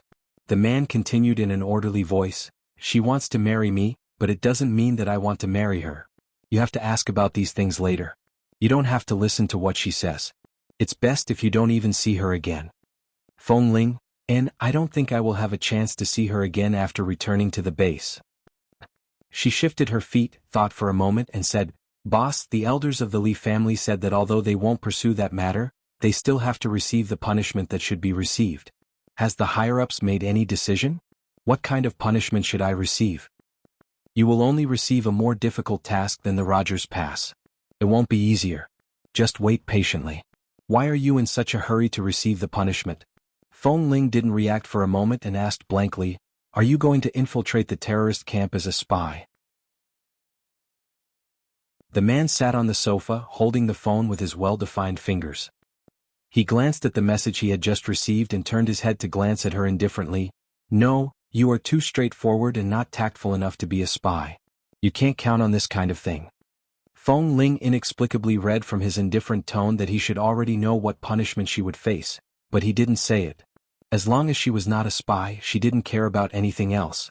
At night, Feng Ling had nothing to do, so she went to the kitchen to cook 2 bowls of noodles. After all, she didn't know how to cook other things, but she could still cook noodles. Although the taste was a little unsatisfactory, at least it was edible. She sent the cooked noodles into the study. At this time, Li Nanheng got up to answer the phone. He looked back and saw that she had entered the study. Seeing the bowl in her hand, he signaled her to come in and put it on the table. Feng Ling walked in and put the bowl down, but the man had already gone out to answer the phone. She looked down at the computer and some documents on the desk, and then saw several pages of pure English documents with Li Nanheng's signature. Chapter 956. The man's handwriting was vigorous and powerful. He didn't look like the boss of a base who had been playing with guns and sticks for so many years. Instead, he looked like a scholar or a business elite. When Feng Ling was a child, she learned some things from the mafia. There was a Chinese man who would teach her how to read and some simple knowledge. Later, when she was in the orphanage, she occasionally attended classes, but she didn't learn much. She wasn't very cooperative. After arriving at the base, Han Jin introduced her to a cultural teacher in the base and specially arranged some courses for her. In addition to training, he would teach her a lot of things. As time went by, Feng Ling gradually made up for a lot of knowledge that she had missed when she was a child. There were many young people who entered the base at a very young age, so there would be special cultural teachers to teach them. Feng Ling was also the best in this aspect and was most liked by the teachers. There were not only boorish men in the base, but even boorish men would not be illiterate. The rules in the base were quite good. At least, Feng Ling could read these Chinese and English clearly. Looking at the signature Li Nanheng signed, whether it was Chinese or English, it was very beautiful. "What are you looking at?" Li Nanheng hung up the phone and came back. When he entered the study, he saw that Feng Ling was flipping through those documents. Feng Ling put down the documents and turned back to look at the man in home clothes. "I just glanced at them casually. There shouldn't be a problem, right?" She didn't see any secrets that she couldn't see, so her expression was very calm. "It's nothing, but what were you looking at so seriously just now?" When the man approached, Feng Ling momentarily forgot to avoid him. When she was enveloped by the man's aura, and when he suddenly leaned forward, she abruptly staggered backward and leaned against the edge of the table. She rushed to support herself with her hands on the edge of the table and tried her best to move backward to avoid the man's approaching face. Seeing that she was avoiding him, Li Nanheng didn't say much, but he didn't let her go either. He casually put his hands on both sides of her body, as if inadvertently pressing them against her hands, and lowered his eyes to look at her carefully, avoiding him. Seeing that she really couldn't avoid him, Feng Ling looked away and said, "No, I didn't see anything. I just saw that your handwriting is very beautiful, boss." Li Nanheng lowered his head to look at the documents in her hand. "Really?" She dragged out her last syllable because of this posture. "I just suddenly remembered that, boss, you entered the base when you were young. Did you also learn your cultural classes in the base?" Li Nanheng looked at her. "What? You don't know anything about what I've learned and experienced. Do you want to find out?" Feng Ling pursed her lips. "No."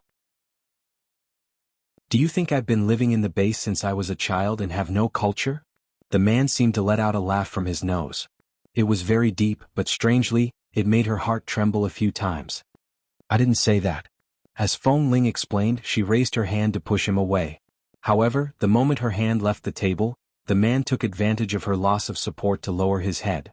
She was startled and rushed to dodge, but she was still kissed on the lips by the man. One kiss was not enough. When she glared at him angrily, his thin lips curved slightly and he leaned down to kiss her again. When he kissed Feng Ling from leaning against the table to sitting on the table, the man finally restrained his desire. He raised his hand to hold her chin and looked directly at her misty and watery eyes. Seeing that she was already used to being kissed and was no longer so obviously at a loss, he smiled slightly and said hoarsely, "Although I spent a lot of time in the base, the Li family still had to be handed over to me. Even if I didn't want to learn, the elders wouldn't let me go. At the age of 17, I was forced to obtain a double degree in business administration and finance from Stanford. As for why I never told you, it was because the base didn't need these things. Every day I brandished a gun and a stick. There was no need to show off these things in front of you, but I really didn't expect you to always treat me as illiterate." "Feng Ling, I didn't, you." As soon as she spoke, she was abruptly kissed by the man again. These two kisses were not as fierce and almost crazy as before. Instead, they were so warm that she almost forgot to resist. She just stiffly allowed him to hold her. It was not until the man opened her teeth and the tip of their tongues intertwined that she suddenly came back to herself. However, at this time, even if she wanted to retreat, she couldn't because she was already sitting on the desk. The man held her like this, holding her chin with his hand, not giving her any room to escape. After kissing for a while, when Feng Ling completely gave up struggling, she remained motionless and allowed him to kiss her. However, because of her docile appearance, the man almost couldn't restrain himself. After slightly panting against her lips, he tilted his head and smiled, then glanced at the bowl of noodles she had placed on the table. "What, you know how to cook?" "Feng Ling, I just cooked a bowl of noodles. I don't know if it's delicious. And I'm not picky. It's fine as long as it's cooked." Feng Ling, Li Nanheng still had things to do. He had just received a call, and Feng Ling finally took the opportunity to escape from the study. Otherwise, she felt that she might have been touched by him on the table in the study. After returning to the room, she lay on the bed. After lying down for a while, she sat up again. This repeated for a long time. Suddenly, she got up and went straight into the bathroom.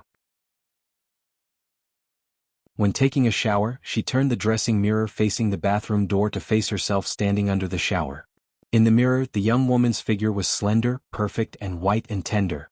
In the past, Feng Ling didn't have any concept of this, but recently she often went out and saw many girls. Although she didn't pay special attention, she found that even though she trained in the wind and sun every day, her skin seemed to be much better than theirs. Especially her body, which was often covered in clothes like this, not showing at all. It was even more white and tender, as though it could be broken with a pinch. Man or woman? As a woman, she couldn't continue to stay in the base.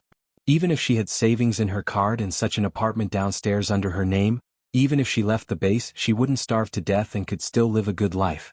But she knew that she didn't want to leave the base. For no reason, she just didn't want to leave. But was she going to continue pretending to be a man like this? She recalled the lingering and pitiful kiss in the study. She didn't know if it was because of herself or because of the water flowing out of the shower, but her face became hotter and hotter. Feng Ling took a long shower and stood under the water for a long time. The sound of the water splashing did not pay much attention to the movements outside. By the time she sensed someone approaching from outside the bathroom door had already been pulled open. Chapter 957.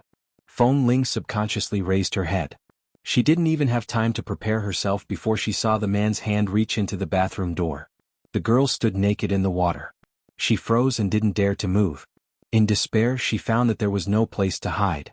Just when Feng Ling was ready to be exposed, the man put a few new toiletries on the marble table in the bathroom.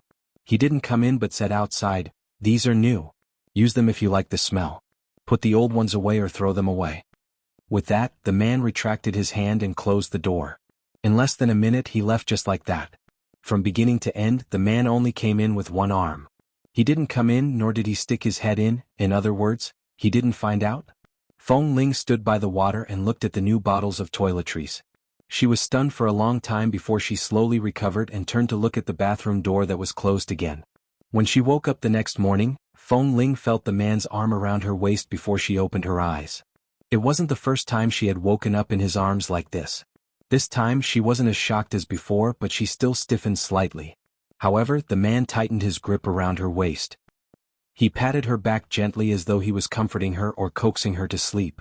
Feng Ling didn't move but looked out of the corner of her eyes at the sky outside the window. It was probably 9 o'clock now. If she didn't return to the base soon, she would be completely disrupted by this idle life.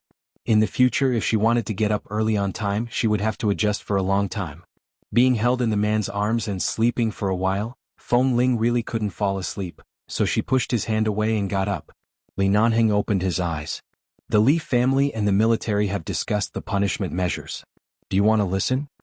As soon as Feng Ling's feet touched the ground, she paused and looked back at him. What kind of punishment? Li Nanheng glanced at her, sat up on the bed, raised his hand and casually tugged at his short hair.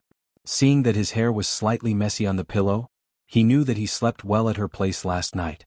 There's a world-famous snake valley in Cambodia. All kinds of ferocious and rare pythons and poisonous snakes live there all year round. Cambodian locals and snake trainers don't dare to approach it easily, but there's a minefield that was buried decades ago. You should know how the U.S. treats these small and medium-sized countries. They plan to build a base for the U.S. military nearby, but they need someone to clear the mines around the Snake Valley first. This is the mission I'm going to take? Feng Ling did not even frown. She stood by the bed and looked at him. Li Nanheng sat on the bed and looked at her indifferently. Whether it's clearing the mines or dealing with the snakes that may jump out at will, as long as you are not careful, you will either be buried in the Snake Valley or blown up above the minefield. This is the biggest concession the military can make, and the people of the United Nations have also agreed to this decision, but everyone knows that this is equivalent to letting you die in another way. Feng Ling looked very calm. Then I'll be careful. If I can come back alive, I'll come back alive. If I can't come back alive, at least I've lived for so many days. It's not a loss. Li Nanheng raised his eyebrows because of her calm and fearless expression. Can't you beg me? I can't beg, Feng Ling said calmly. I know that if I beg you now, you will find a way not to let me go to that kind of place. But now that the people in charge of the military and the United Nations have agreed to this decision, there is no need for you to intervene in this matter, boss. That day the Li elders expressed their attitude very clearly.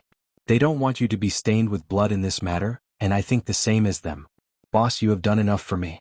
It is an indisputable fact that I killed the military commander. This is like a murderer who has already been in prison, but you always try to help me avoid the punishment. In fact, this result is also very good. As long as I am careful and can come back alive, the whole thing can be completely over. Li Nanheng narrowed his eyes because of her words. Stain with blood? Feng Ling, from the beginning to now, what I've expressed is that I'm very willing. Your willingness doesn't mean that I'm willing. Boss, thank you for these days. I'll take the task of clearing the mines in Cambodia. Feng Ling was calm. When do they want me to leave? I'll go back to the base to pack up and prepare. Seeing that she began to be stubborn again, Li Nanheng's eyes suddenly became colder. Are you sure you want to go? I'm sure. The chance of coming back alive is very small. It doesn't matter. I have lived in the jungle since I was a child. I know all the snakes, insects, birds and land animals very well. Others only have a 20% chance of surviving, but I will definitely have a 20% chance of surviving. Li Nanheng looked at her firm eyes and after a moment of silence he said indifferently, the base will send one more person to accompany you, but only one person. Who do you want to call to go with you? No, I'll go by myself. It's my own punishment mission. I don't need to implicate anyone. Looking at her expression, Li Nanheng didn't speak anymore but just looked at her. Feng Ling also looked at him. There was no fear in her eyes. She was so calm as if she was not facing the world-famous terrifying Snake Valley but just an ordinary shooting range. She knew that as long as she said one more word to Li Nanheng, even if it was not a request, even if it was just a sentence saying that she didn't want to go, he would definitely find a way to let her stay, let her return to the base, and let her continue her peaceful life in the base. But she couldn't do this. Thousands of pairs of eyes in the base were watching, including the military, the United Nations, and the elders of the Li family. Boss Li had done too much for her. Now if she continued to let him help her, in the end, he would be completely implicated by her. Not only would his reputation be affected by those rumors, but the Li family would also put pressure on him. The relationship between him and the elders of the Li family had always been on the point of balance. If he was oppressed or negotiated various conditions because of her, she would really be in big trouble. She didn't think there was anything wrong with her killing. No one was wrong.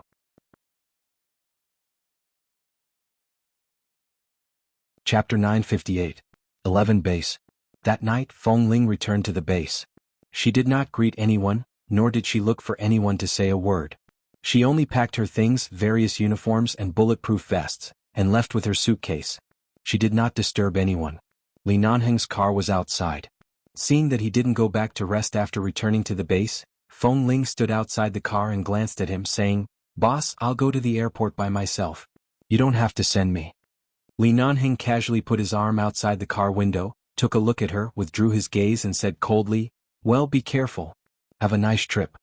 Since she decided to go to Cambodia, Li Nanheng hadn't said a word to persuade her to stay.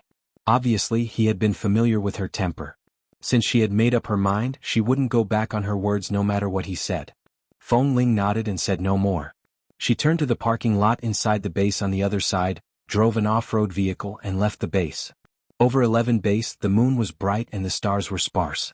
A car was parked in place and the other car quickly drove out. 4 days later. Cambodia, Siem Reap. This was the third day since Feng Ling arrived in Cambodia alone. Although she had the topographic map and the regional structure map of the Snake Valley handed over by the U.S. military, these maps were many years old, and many places were not clearly marked. It took her 3 days to familiarize herself with the nearby area. When she was on the plane, she hurriedly learned some simple Cambodian Khmer language from her mobile phone. She used her mobile phone to translate and learn about the situation here from the residents of the nearby villages. Although there was a minefield with many years of history nearby, because no one dared to walk here, the minefield had not exploded, and the mines buried below were very dense and very dangerous. But the more dangerous thing was the Snake Valley below, which was inhabited by various snakes all year round, which was very terrible. In order to avoid snakes, the villagers in the nearby villages habitually smeared all kinds of realgar powder and snake repellent powder on their bodies from the moment they were born. Otherwise, they might be bitten by poisonous snakes at any time when they were farming in the nearby fields. After a long time, the snakes didn't run into the village and only wandered around the Snake Valley. No one was willing to go there. It was said that the Snake Valley was at the top of the mountain in front of them. Feng Ling picked up the map the military gave her and glanced at it. The location the military wanted to make use of was the mountain in front of them. It was suitable for hiding and also suitable for making a temporary small military reserve base. Sure enough, he had given her a mission that she might not be able to return from. From the description of the residents, it seemed that as long as she went up that mountain, she would definitely not be able to come back alive. After leaving the village, she prepared everything and went up the mountain. The members of 11 Base had all received demoning training, so every step they took they would carry a special demoning device in front of them, and every step they took was carefully taken. After spending a day and a night, they only cleared an area near the jungle on the top of the mountain. After making sure that there were no mines within 100 meters, Feng Ling went down the mountain, carried her tent up, and set up camp on the mountainside. There was still a lot of snake repellent powder in her suitcase that the villagers gave her. She scattered some around the tent and lay down in the tent to sleep. The temperature in Cambodia was so hot all year round. She only wore a thin t-shirt under her summer uniform. Lying in the tent like this, it was still very hot, but she would occasionally hear various very subtle movements coming from the direction of the jungle. If it were others, they might not know what the sound was.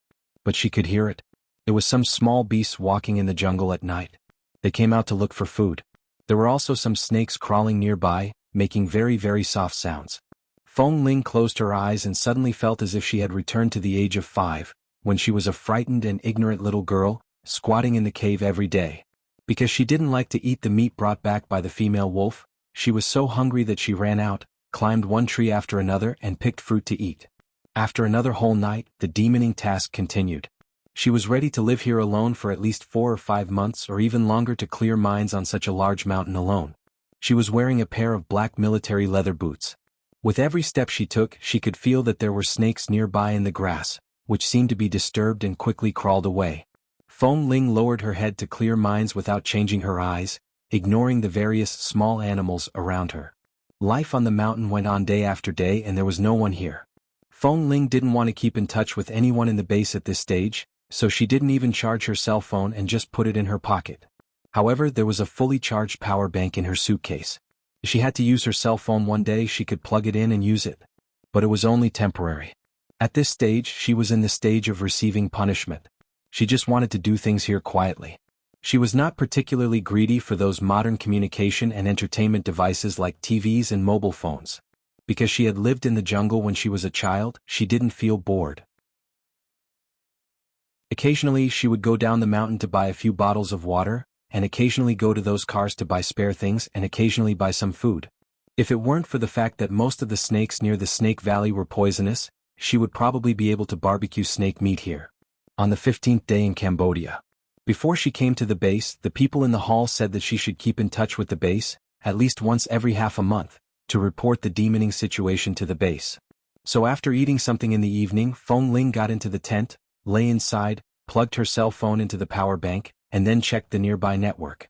The communication network of the mobile phone was good enough, but it was not as full as in the urban area. At least she could send some messages slowly. Just a few minutes after she turned on her cell phone, a lot of missed calls and messages popped up on her cell phone. It took a long time for her to calm down. She read the messages one by one. Many people had called her and sent her messages. Almost all of the people who were close to her in the base had called her. Because they couldn't get in touch with her, they sent her messages asking her why she went to Cambodia. They were all words of concern and worry. Feng Ling didn't expect that she could gain so many sincere friends in 11 base. She smiled slightly, but because there were too many messages she didn't reply. When she turned to the top, she saw that just 2 days ago, Li Nanheng sent her a message. Turn it on. Chapter 959. Seeing these 2 words, Feng Ling's hand paused. She scrolled down and found that Li Nanheng had only sent her this text message 2 days ago, which was very close to now. She scrolled through the call records again. There was no call from him in the past few days, but 2 days ago he called her more than a dozen times in a row and finally sent this text message. This seemed to be different from other people who called to ask about her situation. What's the matter? Feng Ling thought about it and replied to him, Boss? After replying, the phone remained silent and there was no reply. Feng Ling held the phone and stared at the screen for a long time until suddenly there was a beep. She paused and saw the built-in GPS navigation on the phone lit up. She was surprised. Wasn't this device only activated when the base was looking for missing base members? Every member of the base would have this device installed on their mobile phones, but now it suddenly lit up. Who was looking for her? And from this red light, the mobile phone that was activated now was not in Los Angeles, but in Cambodia. Who was in Cambodia? Who was looking for her? Feng Ling looked at the phone in doubt, sat up in the tent, thought about it and got up to look out of the tent. The mountain was still dark, far away from the lights of the urban area, far away from everything, quiet, dark, as if incompatible with this world. There was no movement or trace. Was it because the base was afraid that she would be too slow to clear the mines here alone, so they sent someone to accompany her? Feng Ling hesitated for a while, returned to the tent and called the base hall. The people in the base hall only said that someone from the base had indeed gone there, but they didn't know who was sent there by Boss Li. Boss didn't inform them, so they didn't know for the time being. As soon as she heard that it was arranged by Li Nanheng, Feng Ling suddenly worried that he might have called Kay over, because Kay was the closest to her in the base, but Kay was now receiving intensive sniper training, and he couldn't delay the training just to accompany her. Feng Ling simply sent a message to Li Nanheng, Boss. After sending it, there was still no response for a long time. Perhaps after being together for so long, they had a tacit understanding, such as Li Nanheng's temperament. Something must have happened for him to suddenly make so many calls in one day. Just as Feng Ling was feeling puzzled, her phone beeped with a message. She looked down. Li Nanheng, be careful. Feng Ling, nearby? What happened? Before Li Nanheng replied, he suddenly received a call from Xiao Fei. Feng Ling, we finally found your phone signal. The military doesn't plan on letting you go. 2 days ago we learned that they had already sent people to infiltrate you. They don't plan on letting you come back alive. You have to be careful. If necessary, go down the mountain first. Don't stay on the mountain. There may be many unexpected people and weapons lying in ambush there. Feng Ling's eyes turned cold and she immediately understood why Li Nanheng suddenly contacted her. Then who are the local people in Cambodia now? I am now in Cambodia, and they still want to chase me across the border? From the beginning, they didn't intend to let you go because they are in the wrong. As long as you live, it will be a direct irony to them. It's useless to sacrifice a commander and Danny Ken. Only when you die can the whole thing come to an end. Feng Ling was silent for a moment. I see. Boss was already aware of the situation before we knew about it. He went to find you as soon as possible. Feng Ling was about to come out of the tent. After hearing this, she paused and her hand froze on the tent curtain for a while before she said, "All right, I see." After hanging up the phone, Feng Ling stood outside the tent, extinguished all the lights and flames, and then put all the guns and daggers that she could carry on her body into the hidden compartment of her clothes. If Boss Lee had arrived today, then the person who was searching for her with the equipment just now was him. He was in such a hurry and replied to her by text, which meant that he had approached the group of people who wanted to harm her and was now searching for her specific location, but could not contact her directly. Boss Lee might be hiding among those people now. A few hours later, dawn was coming. Feng Ling, who hadn't slept all night, sat in the tall grass closest to her tent and watched the tent standing quietly in front of her on the hillside. Suddenly her ears twitched. She heard a flash of lightning across the sky, and a bullet fired from a silencer broke through the air and hit the tent, leaving a black hole. Feng Ling watched this scene coldly and remained motionless in the grass. At the same time, she lowered her head to look at a snake that was 4 or 5 centimeters thick crawling past her. Although she was not afraid of snakes because she couldn't move, she put her hands on the ground and the snake crawled over the back of her hands because she was motionless. The creepy coolness of the snake made her hair stand on end, and a chill ran down her spine. In the distance, because she hadn't heard any movement, footsteps had begun to come. From the faint rustling sound, there were at least 3 or 5 people within a distance of 300 meters. As several people appeared under a tree not far away, Feng Ling was about to raise her hand, but the snake slowly crawled over the back of her hand, and its tail was still there. She hesitated and didn't move, but then she looked at the head that appeared over there. It was such a good opportunity. If she didn't take action now, she was likely to be passive in the end, and then she could only wait for death in this place. Thinking of this, she maintained her original sitting posture and abruptly pulled her hand out from under the snake's tail. However, at that moment the snake was alarmed. At the moment when it quickly crawled away, it suddenly turned back and stood up. At the moment when Feng Ling stood up, she felt a sharp pain in her shoulder and arm. She turned her eyes abruptly, only to see that the triangular-headed poisonous snake had turned back to bite her in such a terrible posture. This snake was obviously poisonous and her heart skipped a beat. Without much time to think, she pulled the snake away, endured the numbness of half of her arm, raised the gun, and fired at the person who stuck his head out in that direction. Bang! Her gun was not silenced, but her marksmanship was superb. The person who had just stuck his head out from behind the tree was instantly shot in the head and fell to the ground. Feng Ling endured the pain and got up. She turned back and fired 2 shots at the snake that was about to crawl away. After shooting 3 inches and 7 inches, she kicked the dead snake back to her tent and quickly rushed in the direction of the tree, turning from passive to active, not giving the other party any chance. Chapter 960. However, the number of people who came was clearly more than what she heard. Just as Feng Ling quickly found 2 or 3 people, shot one of them in the head and hid in the grass, several more people appeared on the other side, aiming their guns at her. Feng Ling quickly retreated. Right now, this group of people had already set up ambushes and assassinations. Her only chance of victory was that she was the only one who knew all the landmines nearby. With every step she took, she avoided the minefields on the ground. However, those people were obviously killers sent by the military directly from Cambodia. The people sent by the military did not show their faces in the dark. They were also very sharp and they would remember where she went. The road extended all the way to the mountain. Because of the gunshots and the fast running back and forth, countless snakes were startled and scattered. Occasionally, some spotted snakes with flowers could be seen quickly crawling through the sparse grass. Feng Ling retreated all the way to a cliff above the snake valley. The cliff had just been cleared by her yesterday and she had scattered snake powder on it. Originally she wanted to check the environment here, so she cleared the minefield on this road, but now she escaped here. She glanced at the dangerous cliff not far behind her, then turned back to look at the group of people chasing after her. The arm that had just been bitten by the snake had almost lost all feeling. She didn't know what kind of poison it was, but she felt that her body temperature was dropping bit by bit. She wanted to raise her gun, but she felt intense pain all over her body. Her head was also turning black. Hearing that the group of people had caught up to her, she closed her eyes and was about to take the risk to jump onto a tree to avoid the minefield on the other side.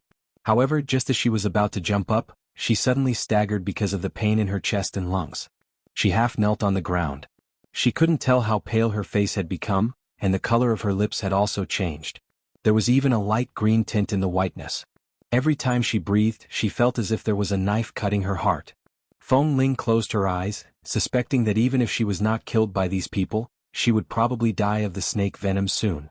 She staggered to her feet. Suddenly she felt a cold stab on her back. She turned her eyes abruptly, only to see a sniper rifle aiming at her from a tree not far away. She was in a trance. Perhaps she had a hunch that she would die no matter which way she chose. Many people suddenly appeared in her mind. In her short life of less than 20 years, she had never seen her parents. She regarded the wolf as her mother, the base as her home, and Li Nanheng as the guide of her life. Until now. Was she going to be buried here in the end? The moment the sniper shot rang, there was the sound of wind whistling through the air at the same time. With a trace of white light, it whistled past Feng Ling's eyes. Feng Ling raised her blurry eyes. What was that just now? And a silencer? His marksmanship was superb, deflecting the bullet that was about to hit her body in midair with the force of another bullet. Hearing the sound of 2 bullets piercing through the tree trunk on the edge of the cliff, Feng Ling wanted to see clearly, but her legs softened and she suddenly fell backward. However, just when she thought she was about to fall to the ground, a figure pounced on her. When she found that her body had been paralyzed to the point where she could no longer resist, he took her into his arms and then fiercely held her in his arms.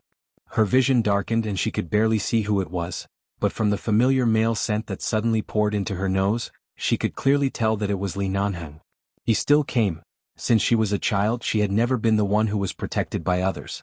Even in 11 base, she had always been the one who rushed to the front. But it seemed that only Li Nanheng would pull her back from difficulties again and again, and only he had the ability to protect her behind him. Feng Ling couldn't open her eyes and only said weakly, "Boss, I can't." "Be careful, Feng Ling." Li Nanheng hugged the girl in his arms tightly. When the other party was about to shoot again, he quickly carried her down into the tall grass. When he looked down and saw her face, he immediately frowned. He had expected her to be in trouble and be forced to the point where she couldn't resist, but he didn't expect her to be bitten by a snake.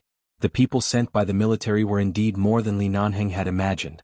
Because this was a secret operation sent by the military, after the whole thing was solved on the surface, they couldn't have any conflicts on the surface. Otherwise, everything they had done before would be in vain. They couldn't drive a helicopter over and had to hide among these people all the way. Fortunately, Feng Ling reacted quickly and hid in the tent, but her face, Li Nanheng held her tightly in his arms, pressed his chin against her cheek, felt her cold body temperature and whispered, "Hold on, don't sleep." Feng Ling opened her eyes again. She felt that she didn't need to close her eyes, but she just couldn't see clearly. Her lips were also extremely dry, but in order not to distract him, she still slightly pursed her pale and blue lips. And Feng Ling felt that Li Nanheng carried her on his back and ran between the minefields on the cliff. She didn't know where they were running to. She could only feel the whistling in her ears and the body temperature of the man who carried her on his back, which was a warm stove under her gradually cold body temperature. She closed her eyes and felt that her limbs were in a state of numbness, but she had thought that she would be forced to jump into the snake valley and be buried in the belly of the abdomen snake. If she died in his arms, maybe that was not bad. Provided that he didn't get hurt because of her and didn't die here. Li Nanheng. Feng Ling's mind was filled with phantoms, and her hand unconsciously gently grasped the clothes on his shoulder. Listening to the whistling in her ears, she said in a very low voice, "Thank you for coming to save me, thank you." Hearing the grateful tone in her voice as if she were saying her last words, Li Nanheng avoided the bullets and the minefields under his feet, held her on his back with one hand and quickly dodged backward with the gun in the other hand. He took the time to look back and said coldly, "Shut up. After I die, just leave me here. Don't care about me. I told you to shut up." Feng Ling closed her eyes, suddenly grinned, pressed her head against his back and said in a low voice, "Before I die, let me tell you a secret, okay?" Li Nanheng carried Feng Ling and jumped down a small hill near the cliff.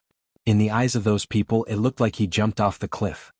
He quickly turned away in the grass and said coldly, "I don't want to hear it."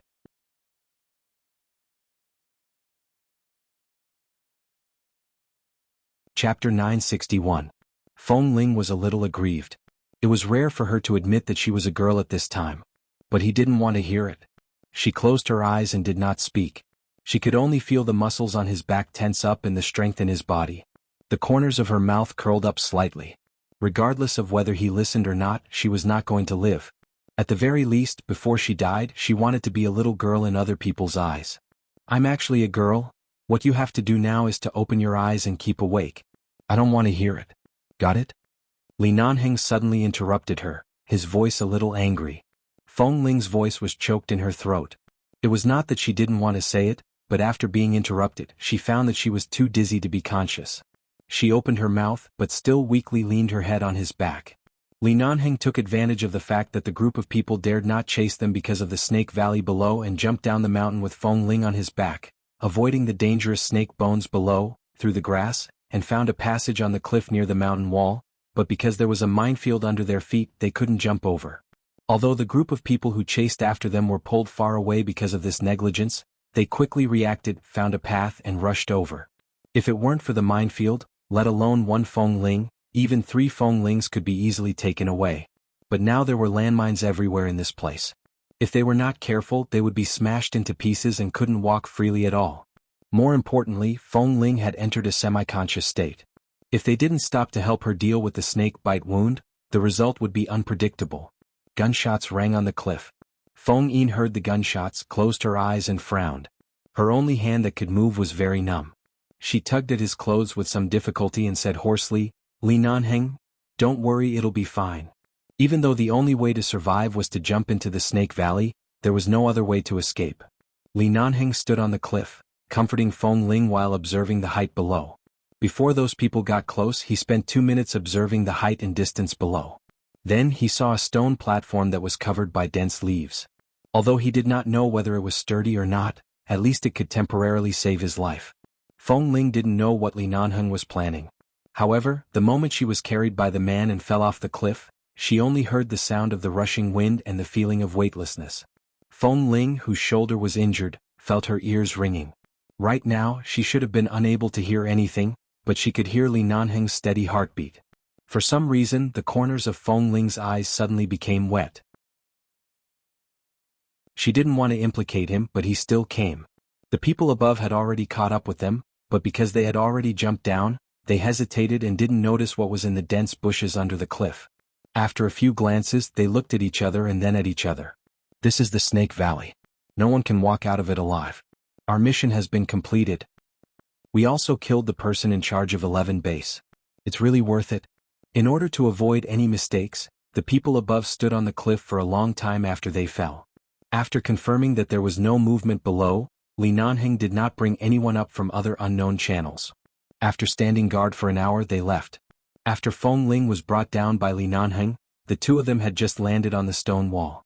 Although Li Nanheng's body was in the middle, Feng Ling, who was unconscious, fainted. Although this snake valley was not a bottomless abyss, the distance from the stone platform to the top of the cliff was at least a dozen floors high. It was covered by dense leaves and very hidden. Li Nanheng abruptly helped Feng Ling up. When they fell earlier, because of the continuous falling speed, there were cracking sounds, and the speed of their bodies had been slowed down by the dense branches above. Except for their internal organs feeling as though they had been displaced due to the force of the fall, they were not affected at all. Li Nanheng's body was scratched by the trees. Feng Ling's injuries were less, but there were some shallow bloodstains on her cheek. In addition, she had been bitten by a snake before. It was hard to imagine that she could still hold on in less than half an hour. Now she fell down like this and fainted completely. Feng Ling, Li Nanheng looked at her face, looked at her with a dark look and pressed her philtrum harder and harder. The unconscious girl in his arms faintly furrowed her brows. Her eyelids moved, but she seemed to be unable to open them. Her fingers that were hanging by her side also moved slightly. She tried hard to show that she was fine and that there was no need to worry, but she couldn't do it no matter what. Don't sleep, you can't sleep, Feng Ling, open your eyes. At the same time, Li Nanheng grabbed her hand and pressed it to the place between her thumb and index finger, stimulating her pain point.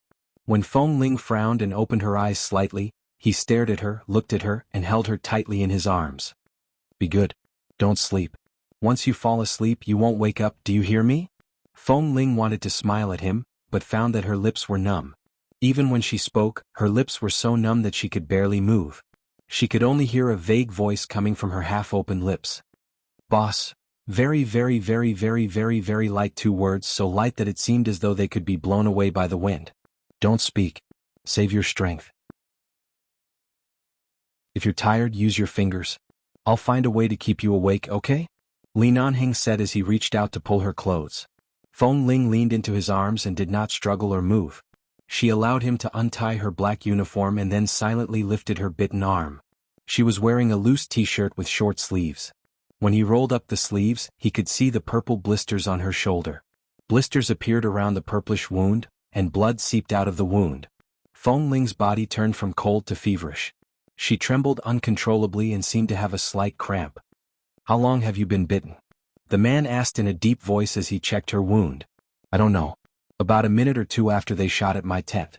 Although Feng Ling's eyes were half open and she seemed to be unconscious, and her voice was so weak that he had to lean his ears close to her to hear her clearly, at least she was still trying to stay awake.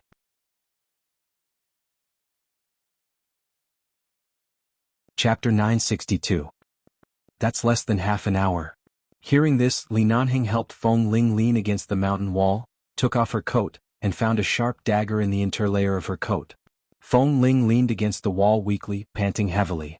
She felt that her breathing was irregular and she was in a daze. Hearing a sound, she opened her eyelids with some difficulty, only to see that Li Nanheng had casually grabbed a pile of fallen leaves and a thin branch that was easy to ignite. He lit a small fire with a lighter and placed the dagger on it to roast. She sat there motionlessly and could only see the man's movements. After roasting the dagger for a few minutes, Li Nanheng turned around, took the dagger, put his shoulder to her mouth, held her arm with one hand and held the dagger with the other, saying indifferently, "Bite me if it hurts." Feng Ling looked up at him. It's been half an hour. The poisonous blood has probably... Don't talk nonsense. Kill as many as you can. Save your life first. Li Nanheng warned, don't move. The next moment, Feng Ling's arm that had been numb to the point of numbness instantly felt a piercing pain. Without anesthesia, the pain of flesh being cut could be clearly felt. Although it was not to the extent of cutting her flesh, the dagger that had just been roasted by the fire for a long time to kill the bacteria directly cut across on her shoulder. In order to reduce her pain, Li Nanheng's hand moved very quickly. With 2 slashes, a perfect cross was formed, and then dark blood that was sticky because of the snake venom flowed out. At the same time, the man took off his belt and wrapped it around her shoulders. Then he tightened it until the blood stopped flowing toward her heart. Feng Ling was in so much pain that a layer of sweat had appeared on her forehead, but she still bit her lips and refused to make any sound of pain, nor did she bite Li Nanheng's shoulder. While helping her squeeze out most of the poisonous blood, Li Nanheng looked back at her pained expression. Endure it. Okay.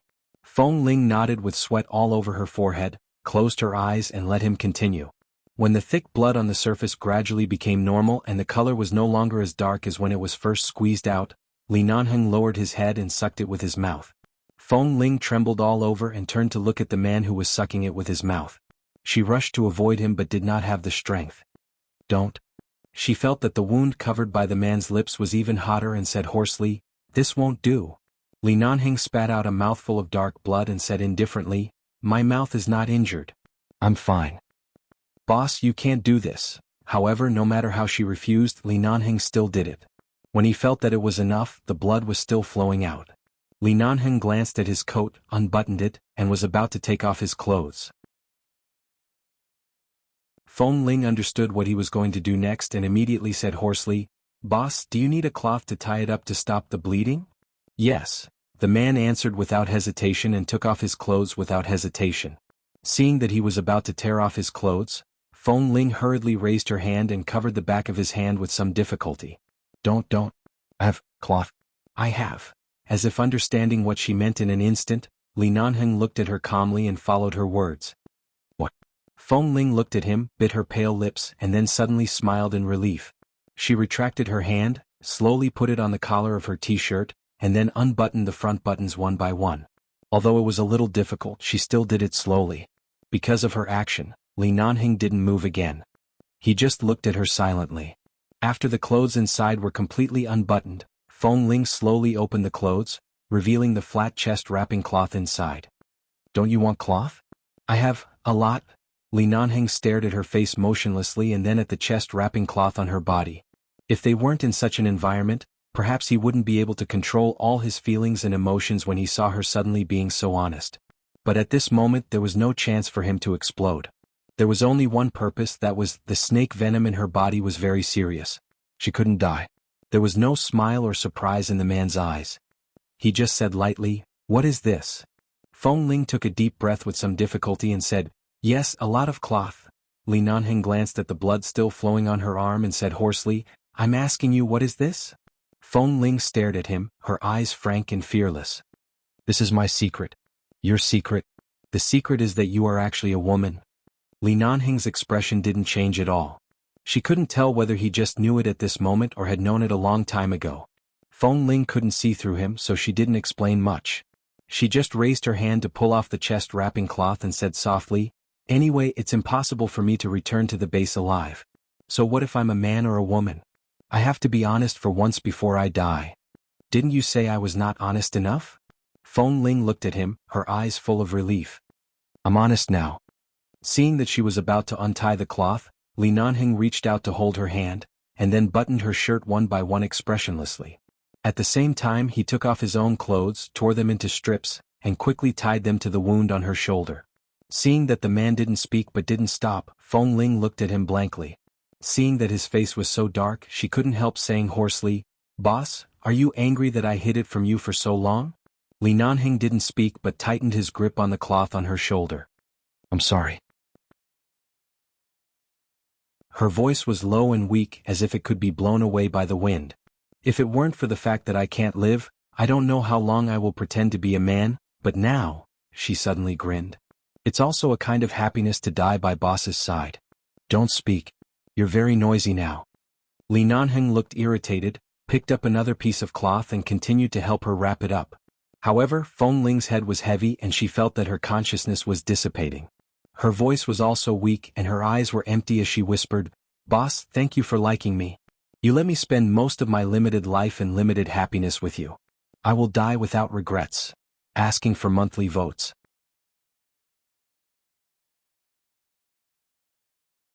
Chapter 963. Feng Ling did not move and allowed him to kiss her fiercely. However, even though he was angry and even carried a trace of fear that she could not detect, even though the kiss was fierce, he remembered that he had just sucked the poisonous blood from her wound, so no matter how hard he was, he did not bite their lips. However, just this strength was enough for Feng Ling to feel the anger in his emotions. She leaned weakly in his arms and allowed him to kiss her like this. After the kiss, Li Nanheng lowered his eyes to look at her eyes that were about to lose focus. He held her shoulders and said sternly, "Don't sleep." Feng Ling tried to open her eyes and look at him. Her pale lips didn't show any sign of redness because of his kiss but were still white with a hint of blue. "Be obedient. Don't sleep." Li Nanheng could see that she was trying to hold on, so he held her shoulder tightly. "If you can't hold on, tell me. Don't close your eyes quietly. Don't sleep." "Okay." Feng Ling responded in a low voice and leaned back against the mountain wall with the help of the man. She thought that once the secret that she was a woman was known by Boss Li, she might face his anger or punishment, or even be driven out of the base. Even she didn't expect that she would be in such an environment. It seemed that at this time he really didn't have the mood to be surprised. That was good. At the very least, she managed to escape his wrath. After all, she had deceived the entire base for so long. Feng Ling lowered her head and thought to herself. But Li Nanheng checked all the wounds on her body and confirmed that there was no problem except for the shoulder that was bitten by a poisonous snake. Li Nanheng took out his cell phone and glanced at it. There was no signal. Then he glanced at Feng Ling and took out her cell phone from her pocket. There was also no signal. 100 meters below the cliff was the center of the Snake Valley. They couldn't jump down from here. The snakes that occasionally crawled up and down the mountain were extremely fierce, and the Snake Valley was the place where snakes lived in groups in Cambodia. Looking up, there was a forest of green trees on and off the cliff. Because the sky had just lit up, most of the leaves were with the smell of morning dew and grass, and the dry branches that Li Nanheng picked up on this stone platform were only a few. Everything around was very quiet, except for some occasional rustling sounds. Even if they didn't listen carefully, they knew what it was. From the speed of the sound, they could almost tell how long the snake was crawling on the cliff. In this silence, Feng Ling held on for a long time. If it weren't for her good physical quality, she would have been dead long ago. But no matter how weak she was just a human being. That kind of poisonous snake was obviously very poisonous. If she couldn't be sent to the hospital immediately, she would definitely die in 1 or 2 days, or even in a few hours. There were dense forests and minefields all over the mountain, and there was no living person. Occasionally, there was the sound of snakes crawling nearby, which made Feng Ling instinctively more careful. After a long time, Feng Ling couldn't hold on anymore.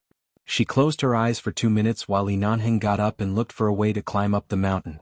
However, in these 2 minutes, many strange images appeared in her mind. In the dark night, the endless sea, the cold air, and the 1-year-old girl who was washed to the shore, crying helplessly. She walked on the shore with her short legs that had just learned to walk, crying as she walked. When she fell, she would climb up and continue crying. She cried until she was tired, until she was hungry, until she wanted milk, food, water, and her mother. However, there was nothing. There was only the shore near the jungle and the endless sea in the distance. Feng Ling opened her eyes in a great pain. Perhaps because of the influence of those very young memories, she didn't know whether it was a blurry memory of when she was 1 year old or something else. When could a person's earliest memory be traced back? It was definitely impossible when she was a baby, but the memory of when she was 1 year old, although blurry, at least it really belonged to her. Seaside? Why was it the seaside? Perhaps it was Li Nanheng's angry and worried gaze that woke her up. She looked up at him and whispered, "Boss, didn't I tell you not to sleep?" The man knew that she couldn't hold on anymore, but he still pressed his hand on her. "Don't sleep." Feng Ling looked at him, smiled, and said softly, "This mountain wall can't be climbed up, right?" Li Nanheng's eyes darkened. "It's all right. I'll take you out as soon as possible." Oh. No matter how powerful Li Nanheng was, it was impossible for him to fight against such a harsh natural environment. She had been clearing mines here and walking back and forth for so many days, so she was already very familiar with the terrain and environment here. Because no one dared to approach this mountain, and there were too many snakes crawling back and forth all year round, the grass, ground, and stones were covered with moss and other things similar to moss. This place was very steep and the mountain wall was very slippery, so it was impossible to climb up. At this time, Li Nanheng picked up the daggers carried by the two of them, got up and cut off all the strong vines around the stone platform.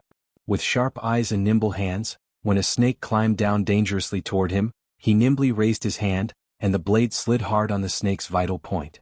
In an instant, a green snake with a triangular head fell down softly, and Li Nanheng kicked it off the stone platform. Watching the man throw the thick vines in front of her, Feng Ling frowned. She really wanted to say that there was no need to be so troublesome. If he was alone, it might be easier to find a way to leave, but if he wanted to take her away with him, who was currently weak, it would be even more difficult. However, there was one thing she was very sure of. Even if there was no signal on their phones, fortunately, their phones were cut off at this position, and if they never recovered, 11 Base would definitely notice and come to rescue them as soon as possible. She just didn't know if she could hold on when they came. She wanted to speak, but she saw that Li Nanheng had cut off the parts of the broken vines that would stab his hand and then threw them to her hand. Feng Ling suddenly frowned because she saw that when Li Nanheng's back was facing her, she saw a faint blood stain on the back of his black uniform. Right now, her sense of smell was almost numb. Earlier she didn't smell any blood, but now she remembered. "Li Nanheng, do you want me to kill you?"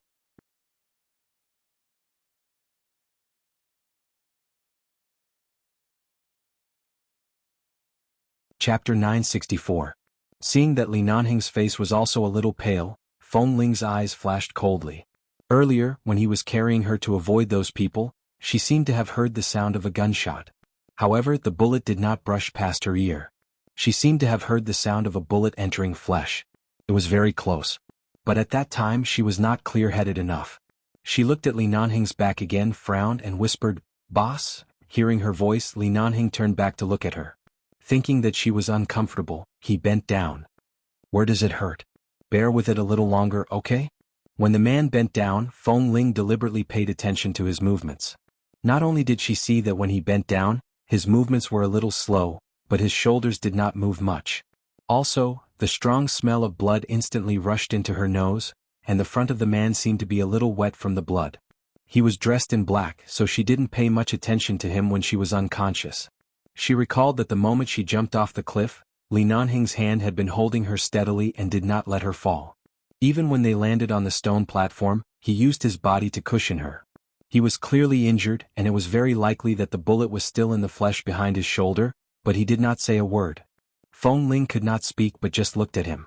The man also lowered his head to meet her eyes, and his eyes as deep as the sea looked at her increasingly pale face. "Don't be afraid. We will all be fine," the man saw through her thoughts and whispered.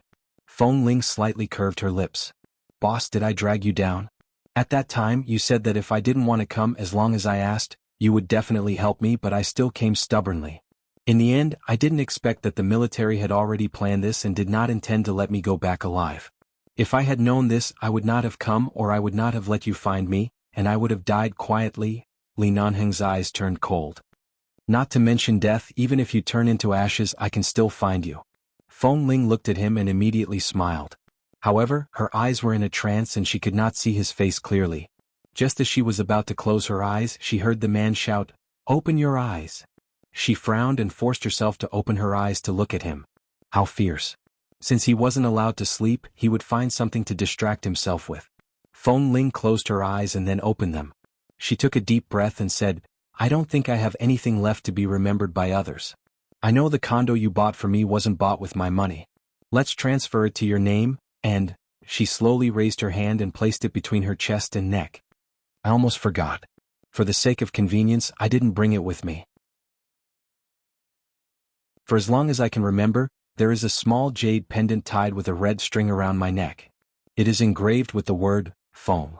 If I really don't have anything worth leaving to be remembered, bury the jade pendant and the clothes I used to wear.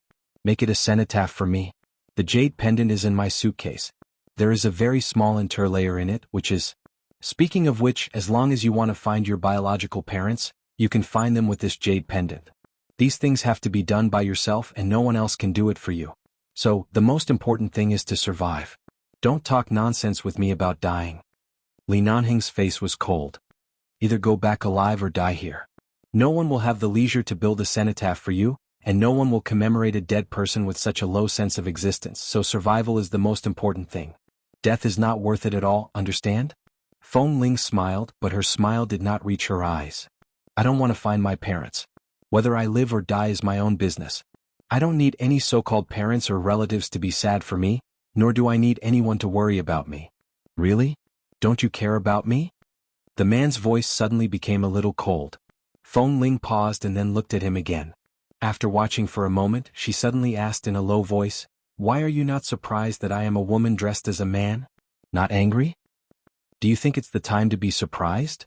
Li Nanheng knew that she wanted to keep awake by talking, so he patiently talked to her and fixed the rattan around her waist. Feng Ling looked at him blankly and said in a low voice, "Then if it's not in this situation, if it's any other time or in the base, if you really find out that I am actually a girl, what will you do? What will I do?" Li Nanheng snorted coldly, glanced at her coldly, and then tied the rattan tightly around her waist. He strangled her until her eyes were slightly surprised. After confirming that it was strong enough, he let go and said indifferently, "Live well now, go back to get rid of the snake venom and become healthy again. I will let you know exactly what I want to do to you." Even in such an environment, Feng Ling could feel her ears heating up when she heard these words that were clearly full of threats to keep her awake. Later on, she had been looking for all kinds of topics to talk about in an attempt to keep herself awake. However, Feng Ling persisted, and persisted. Half an hour later, when Li Nanheng was about to tie the vines around her waist, she completely lost consciousness. Her head fell forward and fell into the man's arms. No matter how hard she tried, she couldn't wake him up.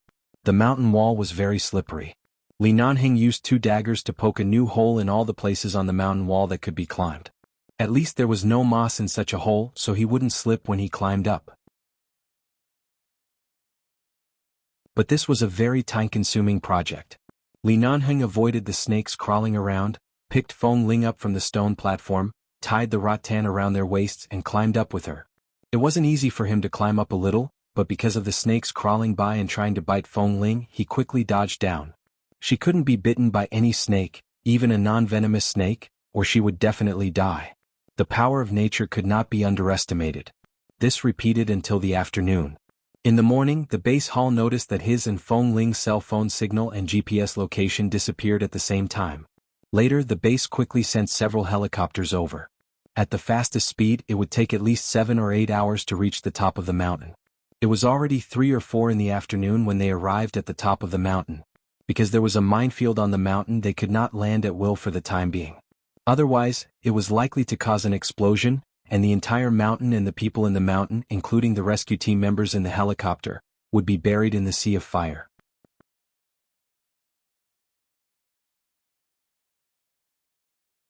Chapter 965.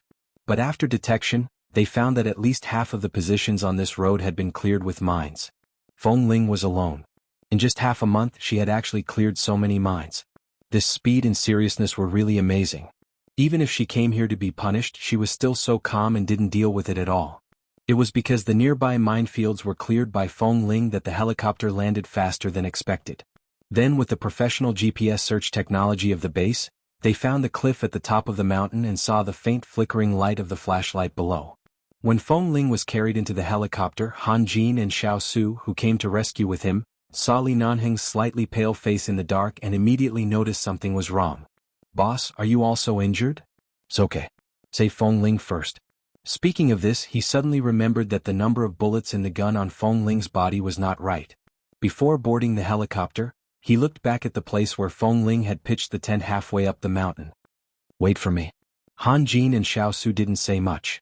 One immediately went into the helicopter to check Feng Ling's injury and condition, and the other followed Boss Li to the tent. Stepping through the dense grass, they walked to the tent and saw that the luggage brought by Feng Ling was piled up inside. Xiao Su went in and put away the suitcase and all the things in a minute. Then he walked out of the tent, only to see Boss Li looking for something with the flashlight on his cell phone. "Boss, is there anything left?" "Looking for snakes," Li Nanheng said concisely. Xiao Su was puzzled. He wanted to say that there were so many snakes on the mountain. Just now, from the helicopter landing to here, he heard the sound of snakes escaping everywhere. Why was he still looking for snakes? Just as Xiao Su approached, Li Nanheng suddenly narrowed his eyes coldly. "Stop, don't move." Xiao Su's footsteps froze in an instant. Then he saw Li Nanheng suddenly bend down in his direction. The corner of Xiao Su's mouth twitched and he immediately said in horror, "Boss, although we know you care about Feng Ling, we are also very worried about him now. You don't have to bow to me." Before he finished speaking, he saw a dead black and green snake being picked up by Li Nanheng with a wooden stick. The snake's 3-inch and 7-inch body had been pierced by bullets. It looked like it had been dead for more than a few hours. Even a man who had never been afraid of snakes was shocked when he saw this scene. Xiao Su's eyes widened and he took a step back. "What is this?" Seeing this dead snake, Li Nanheng smiled and threw the snake into Xiao Su's arms. When Xiao Su screamed in fright and didn't know whether to hold it or throw it away, he said indifferently, "Take it back. Feng Ling's life still depends on it." Xiao Su had goosebumps all over his body from the cold and disgusting thing in his hand. He only calmed down after hearing this. Yes, after being bitten by a snake, he had to be injected with a serum. If he could find out what kind of snake had bitten him, that would be even better. He could only bring this snake back to save his life. And from the way the snake died and the marksmanship, it was indeed killed by Feng Ling. In other words, she was bitten by this snake. On the helicopter, Feng Ling had been unconscious and unconscious. In fact, she had not woken up since she fainted a few hours ago. Her body was sometimes cold and sometimes hot, and now she was as cold as a dead person. Dr. Wen in the base had recently gone to the UK for a seminar and couldn't come back. The doctor who came with him was the substitute doctor in the base and Dr. Wen's apprentice. He rushed forward to treat Feng Ling. When he was about to untie her clothes, Li Nanheng said coldly, "Let me do it." With that, the man endured the pain in his shoulder and picked up the dagger again. Without giving the doctor a chance to take off her coat, he directly cut off the sleeve on her entire arm, revealing her entire arm and the purplish wound on her shoulder. "Boss, are you also injured?" Xiao Su asked. "It's just a minor injury." "I'm fine," Li Nanheng said indifferently. "Let's find a way to save her first. The snake venom is not as easy to treat as the wound. We have to do it as soon as possible." The doctor nodded, checked Feng Ling's wound and said, "Boss Li, it seems that you have given Feng Ling a preliminary detoxification treatment. Although this method can't eliminate the root of the venom, from the color of the scab, at least more than half of the snake venom has not been absorbed. It is not clear how serious the venom of this snake is. We must take the injured and the snake to the hospital. The only thing I can do here is to bandage and deal with the wound. The blood in her wound has temporarily coagulated. Let me bandage it for you first. I asked you to save her, so save her. Don't talk so much nonsense. Li Nanhing's face suddenly turned cold. How many hours will it take to fly back to Los Angeles from here? Do you think she is still alive? As soon as the doctor saw Li Nanhing's angry look, his face immediately turned pale. But in the current situation, there is no way to do follow-up treatment and detoxification. We can only go to the hospital. Time is tight. Let's go to the local hospital in Cambodia for treatment first. Li Nanhing looked down at the girl lying in the middle with a pale face. Feng Ling's eyelids were closed tightly and her lips were dry. A few seconds later, he frowned coldly. Can the local hospital in Cambodia treat her? Although the medical level here is not as advanced as in the United States, there are still some hospitals in major cities that can save lives, and people here often come into contact with snakes. In my opinion, maybe we can take her to the hospital first. Otherwise, I'm afraid it's too late to take her back to Los Angeles now. Then let's find the nearest hospital first, Li Nanhing said, his face turning paler. Han Jin came over and heard their conversation. Seeing Li Nanhing's face, he suddenly came over and tore open the clothes on his back. Sure enough, he saw that his back had been dyed red with blood, and his shoulder blade had been pierced by a bullet. Even though the bullet only grazed the flesh and did not stay in the shoulder, the flesh and blood were severely injured, and this kind of pain was not easy for ordinary people to bear. As soon as he saw the wound on Li Nanhing's shoulder, the doctor turned back and hurriedly went to get the medicine box. Boss Li, your wound is almost infected. Let me deal with it for you first. When the doctor came over, Li Nanhing kicked over the medicine box he carried. As the medicine box fell to the ground in a mess, he said expressionlessly, "There is no Boss Li here. Let's see Feng Ling first." But boss? However, as soon as he met Li Nanhing's cold eyes, the doctor didn't dare to say more and turned back to deal with Feng Ling's bite.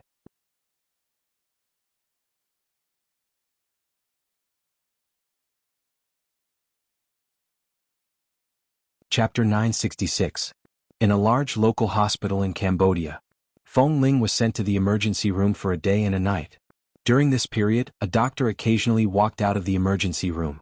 After inquiring, he learned that Feng Ling was sent to the hospital more than 10 hours after being bitten by a snake. It was not easy for him to survive, but the current situation was not ideal. Even if the venomous snake they sent could be made into a serum to detoxify the poison, the venom of this snake was very terrible. Besides, Feng Ling had been running and raising a gun after being bitten by the snake. The excessive exercise and the long-term flow of the poison in the blood were not easy to remove. The operation was still going on, but the situation was not ideal.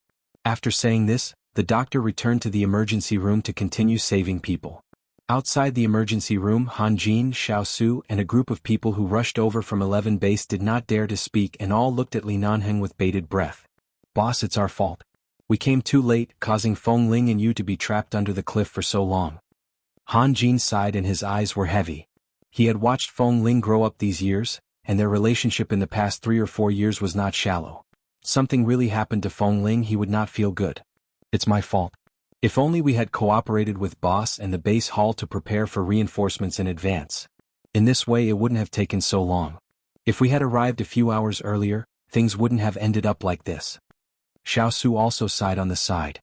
At the beginning, Boss said that the military's action this time was not simple, and we couldn't just send reinforcements to alert the enemy. When Boss went to explore the way alone, if we had enough foresight and prepared to set off at any time, we wouldn't have ended up like this. The drill master and captain of the rescue team frowned. "What's the use of saying this now? We've seen that venomous snake. If you are bitten by this kind of snake and can't be sent to the hospital in time, you will die within 6 to 48 hours. It's a miracle that Feng Ling can survive. The doctor just told us the worst result. At present, the treatment has not ended. Maybe Feng Ling can survive." Xiao Su thought for a while, walked behind Li Nanhing, and raised his eyes to look at Boss's expression. Seeing that Boss's eyes were as cold as the sea, he lowered his voice and said, "Boss, do you want to call Dr. Qin over to help? I heard that Dr. Qin is not only very knowledgeable at home and abroad, but also familiar with many authoritative figures in the medical field. Now Feng Ling can't be sent back to the United States immediately, so we can only ask an authoritative doctor to save his life. Li Nanheng didn't speak at first. He looked at the lights in the emergency room. A moment later he picked up his phone and called Qin Sighting. Qin Sighting, who had just returned to High City, received a call. Before he could speak, he heard the man's cold and hoarse voice on the other end of the line. "I'm here to save someone." When Qin Sighting arrived in Cambodia, Fong Ling's emergency surgery was over, but as the previous doctor said, she did not wake up and was in a very bad condition. All her organs were rapidly failing. If she was not treated as soon as possible, even a Daluo immortal would not be able to save her life. Fong Ling was lying in the intensive care unit. Except for the designated medical staff, no one else was allowed to enter. There was only a transparent glass window that allowed one to see what was going on inside from the outside. Li Nanheng saw from the window that Fong Ling was connected to various medical equipment. She lay there as if she didn't feel any pain, her eyes closed quietly. His already thin and small face seemed to have become even thinner in just one day. His face was pale and bloodless. "Boss, Dr. Qin is here." At this time, Xiao Su walked to the door of the intensive care unit and saw the back of the man who had been standing in front of the window for a long time. Only then did Li Nanheng shift his gaze away from the person on the bed. He turned around and saw Qin Sighting rushing over as quickly as possible, as well as the white-haired, blue-eyed and white-skinned middle-aged doctor beside him. "This is Dr. Wendell. He has very authoritative medical research achievements in the medical and academic circles of the United States, and has a deep understanding of internal medicine and internal organs and blood toxins."